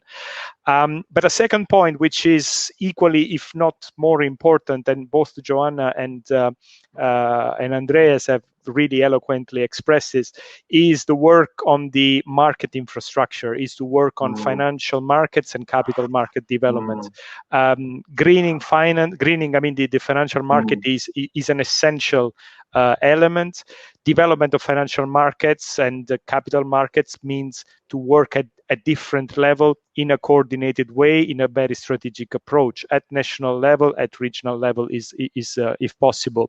And this precisely because the ambition is not to provide standalone investments, but to create resilient solutions. So to create conditions for which, based on which, I mean, the investments that we intend to mobilize is going to be there for a long run. As I said in the beginning, addressing volatility of investment, in my view, is as equally important as mobilizing new investments. This means also to work on the business environment and investment climate, particularly and precisely for the same reason, again, with Green Deal approach in mind. So the ambition is to move towards a green transition. And to make this happen, I mean, I really liked what this morning Ms. Nagla Bahr from the EMGN said. We need to think out of the box, of course. And as I mentioned now a couple of times, we have the firepower to do that, and we have the firepower to be innovative in doing that. So we can think, as far as finance is concerned, about long-term and equity solution long-term debt and equity solutions for small and medium enterprises. We can think about capital market products, but we need to have the capital market infrastructure in place, like bonds or securitizations. We can think about supporting local guarantee schemes because, as I said in the beginning, this will bring us closer, to reach out to SMEs. When I say we, I'm talking about my team, our office, and of course our DG, but I mean even more importantly our delegations, which are our offices on the ground, and that the entry point. For all the work that we do, first and foremost on the policy priorities, but also on the use of the instruments that we have available. Thank you, Fulvio. So, Andrea, so you mentioned this transformation process of the EIB and also the specific instruments that you employ. But apart of that, what will change at the EIB to make it happen? And specifically, how is this relevant for other development partners that might be in the audience today? Okay, yes. So the NDICI regulation and EFSD, which Fulvio has been referring to earlier, will significantly change the EIB's operating framework outside the EU. I see it as really offering a number of new opportunities. First, as Fulvio mentioned, it builds on a policy-first approach, and that allows policy interventions and direct private sector financing to work hand in hand. I think this is exactly what we discussed during the session, and I think that I'm absolutely convinced that this is the right way to go. Secondly, it's flexible and allows us to provide a broad range of products that cater to the specific challenges and serve our clients. And third, it facilitates partnership and promotes a Team Europe approach and can also take this to a different level. So the EIB can look back on a long history of supporting the Mediterranean countries in both the public sector and the private sector. So we will definitely continue to support the private sector through different channels, including direct lending to corporates, lending through financial intermediaries, microfinance institutions, and fund investments. We will continue to support economic resilience of SMEs through a package of instruments. First, intermediated long-term financing in hard and local currency, and I think we made quite some progress on the latter in the recent years. Secondly, guarantees and portfolio guarantees covering part of the credit risk of SMEs portfolios, which we see as a very effective tool. And I think there was a lot of mentioning during the earlier sessions today. And third, technical assistance to financial intermediaries, more upstream, but also the SMEs. And we will also explore opportunities to back up public sector efforts to support private sector development. So I think this is something that we've also just heard, to really link those two interventions together. But since you're asking what will change at the EIB, I personally see the EIB becoming much more thematic. I think that has already, the trend that has already started, and I personally believe it will continue and contribute to its part to deliver on EU external policy objectives, and notably in the areas of sustainable development and climate action. So this will require us to work much closer to, or even closer together with other development partners. And I'm really grateful to be here today and discuss with you. And I think let this be the start of a closer relationship and cooperation also with the other developing partners. Excellent. Okay, last question for you, Johanna, and please brief answer because we're running out of time. What's in the pipeline for inclusive green SME finance, and what are your plans for the future? Thank you so much, Klaus, and I'll indeed be very brief. For us right now, the concept is in place, the policy examples are in place. We're now working with the financial regulators in the network to develop policies and a strategic approach to inclusive green finance on the national level, and that's where we're directing the bulk of our energy. And linked to that, we're looking into a couple of thematic areas. One is also women and inclusive green finance. We know women are disproportionately affected by climate change. How can we address this through inclusive green finance policies? Secondly, how to, in the best possible way, harness fintech for inclusive green finance. And third one, when taxonomies and green finance definitions are put in place, how can we ensure that there are also definitions that relate to individuals and MSMEs, and that they are not left out of this greening of the financial system? So that's our focus in the coming years. Thank you so much. Thank you very much, Johanna. So now it's time to wrap up our session. Let me just try to sum this up. As the political momentum around sustainable finance intensifies, we see an increasing number of players in this space, and the EU, as you mentioned, has set clear policy priorities and is making significant financial support available for them. The EIB is turning into a climate bank, and financial sectors regulators around the globe get more interested in how they can pursue sustainability goals while at the same time strengthening SME finance. And I am convinced that greening SME finance will become a new thematic trend. Today we've heard some approaches from my panelists, but I think globally still there's a lot to learn and a lot to aim for. You might have already seen that the next Global SME Finance Forum in October was announced under the theme Greening SME Finance. So there's more to come. And I personally, and GIZ as my organization, are looking forward to be part of this conversation going forward. So thank you to my panelists. Thanks for the attention to the audience. And now back to the moderator.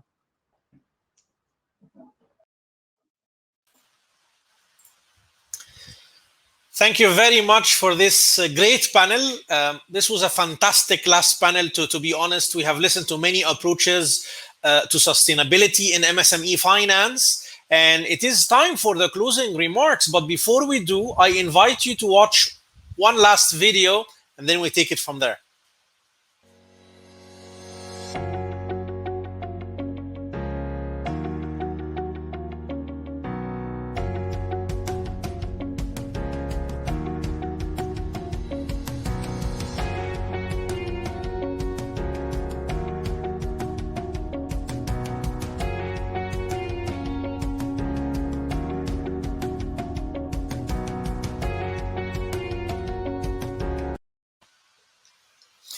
All right, so it is the time indeed for the closing remarks after a long day of exchanges and insights. And for this purpose, I'm very glad to welcome Mr. Haider Al-Baghdadi from the Financial Inclusion for the MENA region at GIZ. Mr. Al-Baghdadi, I know it must be a very challenging task now to try to come up with the closing remarks. But well, whenever you're ready, the floor is yours. Yes, thank you very much, Mohammed, for this nice introduction. And indeed, this is a very challenging task, especially also the last session. I have to say, I'm green finance. I'm still a learner, still a beginner. So I was taking notes, and yeah. But I think the whole day was really super interesting. And first of all, I would like to say thank you very much to all participants for your attendance. I hope that you liked it as much as I did. There were so many insights, so many learnings and knowledge shared by our speakers and moderators. So I really would like to say thank you very much to all the speakers and moderators for your contribution and for sharing all your insights, wisdom, and knowledge with the broad audience here. I would also like to say thank you, of course, to the UfM, Union for the Mediterranean, for hosting this great conference, and also thank you to His Excellency Dr. Kamal for this very nice introduction and welcome words. I would also like to say thank you, of course, to the organizing team of UfM and GIZ. I think without you, this conference would not have taken place. So thank you very much also to the organizing team. Coming to the lessons learned, and now I really have to take a deep breath because there was so many information and insights. So first of all, looking at the current situation, I mean, what we knew before the conference, but it also holds true now and also after the pandemic, that MSMEs are the main contributors and drivers to growth, economic growth, inclusive growth, and also employment. So they have been hit hardest by this pandemic because of liquidity shortages, because of bankruptcy cases. And I also want to cite Nagla Bahr, who said, the real impact we still have to see. And that scared me a little bit, I have to say, but probably she's right. So we have to see in the future about the real impact. We also learned that despite all efforts, support from policymakers and governments came partly too late. We heard that due to a survey, actually before the pandemic, that MSMEs, they had a cash buffer of that were lasting for 60 days. And a lot of support came only after 60 days, sometimes 12 weeks later or even later. So many MSMEs didn't make it. This is due to various aspects. One is that there's a legacy legislation that, for example, does not allow for e-signature, that really hampers the fast procedure of support. Then the other problem is we learned that also banks need to, and banks and also other financial service providers, not only banks, they need to invest in their infrastructure, in their technical infrastructure. But even when they had like digital infrastructure in place, the huge demand really overwhelmed many banks. So what they would need to is to further invest in technology and infrastructure. Also policymakers, we learned, they all need to embrace technology. That's what was one of the key messages of the conference. We need more enabling environments that allows for, actually remote account opening. We need more open banking systems. We heard that the EU is a quite good reference point with their latest issue, payment directive that allows for open banking. We need more innovation labs, innovation hubs, sandbox approaches, and we learned that there are already good examples in the region with Jordan and actually also Tunisia, for example, just to name two, who issued regulation and legislation that allows for greater digital financial inclusion and SME finance. We learned also that at the industry level, the banks and non-banks need to invest into more remote business models. Also, credit guarantee institutions need to do that. Nagla Bahr said, credit guarantee institutions, they need to change their business model. They need to embrace technology to be able to provide guarantees much faster and in a technological or in a more technological way. Also, looking at the challenge of credit guarantee institutions, that maybe at one point government support will exit and they will also face huge non-performing loan problems. So we have to see in the future how successful credit guarantee institutions will be. We learned equity guarantees, equity finance is quite important. Also for credit guarantee institutions, for business angels. We heard Tarek from the Mediterranean Angels. They have been also hit very hard. Their investments went down because we learned that when it comes to early stage investment into startups, the physical contact, the trust if you invest into a young company is really needed.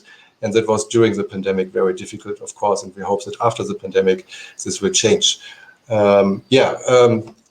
What is needed is spurring innovation, creating environment for fintechs, for startups. We learned about there's a new digital bank, a fully digital bank in Algeria, which is really, really great to hear that. We heard about another company that they are using big data and alternative data to actually support banks to better reach out to their customers. So there are very promising initiatives at the policy level and at the industry level that makes us optimistic that we all build back better. And talking about build back better, the last session was on sustainable finance. It was super interesting. I have to agree. There are different initiatives. We learned about greening the financial sector, green financial inclusion. These are both very different initiatives. We learned that the EU is a leader in a way with the Green Deal, a very ambitious Green Deal to achieve zero emission by 2025. We need MSMEs on board for this. We can't do that without MSMEs. We learned that the EIB, Klaus said it already, Mr. Klaus Prochaska is the leading green financial bank, or is becoming the leading green financial bank. They invest in new technologies. They provide guarantees to give incentives to invest in green sectors. And they do many other things. Talking about green financial inclusion, what is very important that central banks actually provide an enabling environment that allows individuals and also MSMEs, enterprises, to get the right financial services to better deal with the climate change impact. Yeah, I think this is also very much needed. And, if you look at greening the financial sector, green financial inclusion, what is really needed, it was pointed out many times, technical assistance is needed at the level at central banks, but also at the level of the financial service providers, for example, to help banks to develop the right green products, green loans that helps MSMEs, for example, to use energy efficient technologies, for example. I think I want to stop here. I think there are many more lessons learned. I think all of you in the audience, you have your own lessons learned. So once again, I would like to thank you very much for your attendance, for your patience, and thank you. And I would like to give back to Mohammed. Excellent. Thank you very much, Mr. Al-Baghdadi, for this brilliant wrap-up. And thank you all for joining us today in this event. The truth is, this concludes the conference for today, but please mark my words. MSME development is an absolute priority for our work at the Union for the Mediterranean and at the Secretariat of the UfM. So this means that we will hopefully see you again in another event dedicated to SME development soon. And in all cases, do stay tuned because we have some very interesting events coming up. They are in the pipeline for the coming months of the current year. And from Barcelona, this is Mohammed Al-Razez wishing you all a great day and hoping to see you soon in other UfM activities. Stay safe and have a great day. And thank you very much.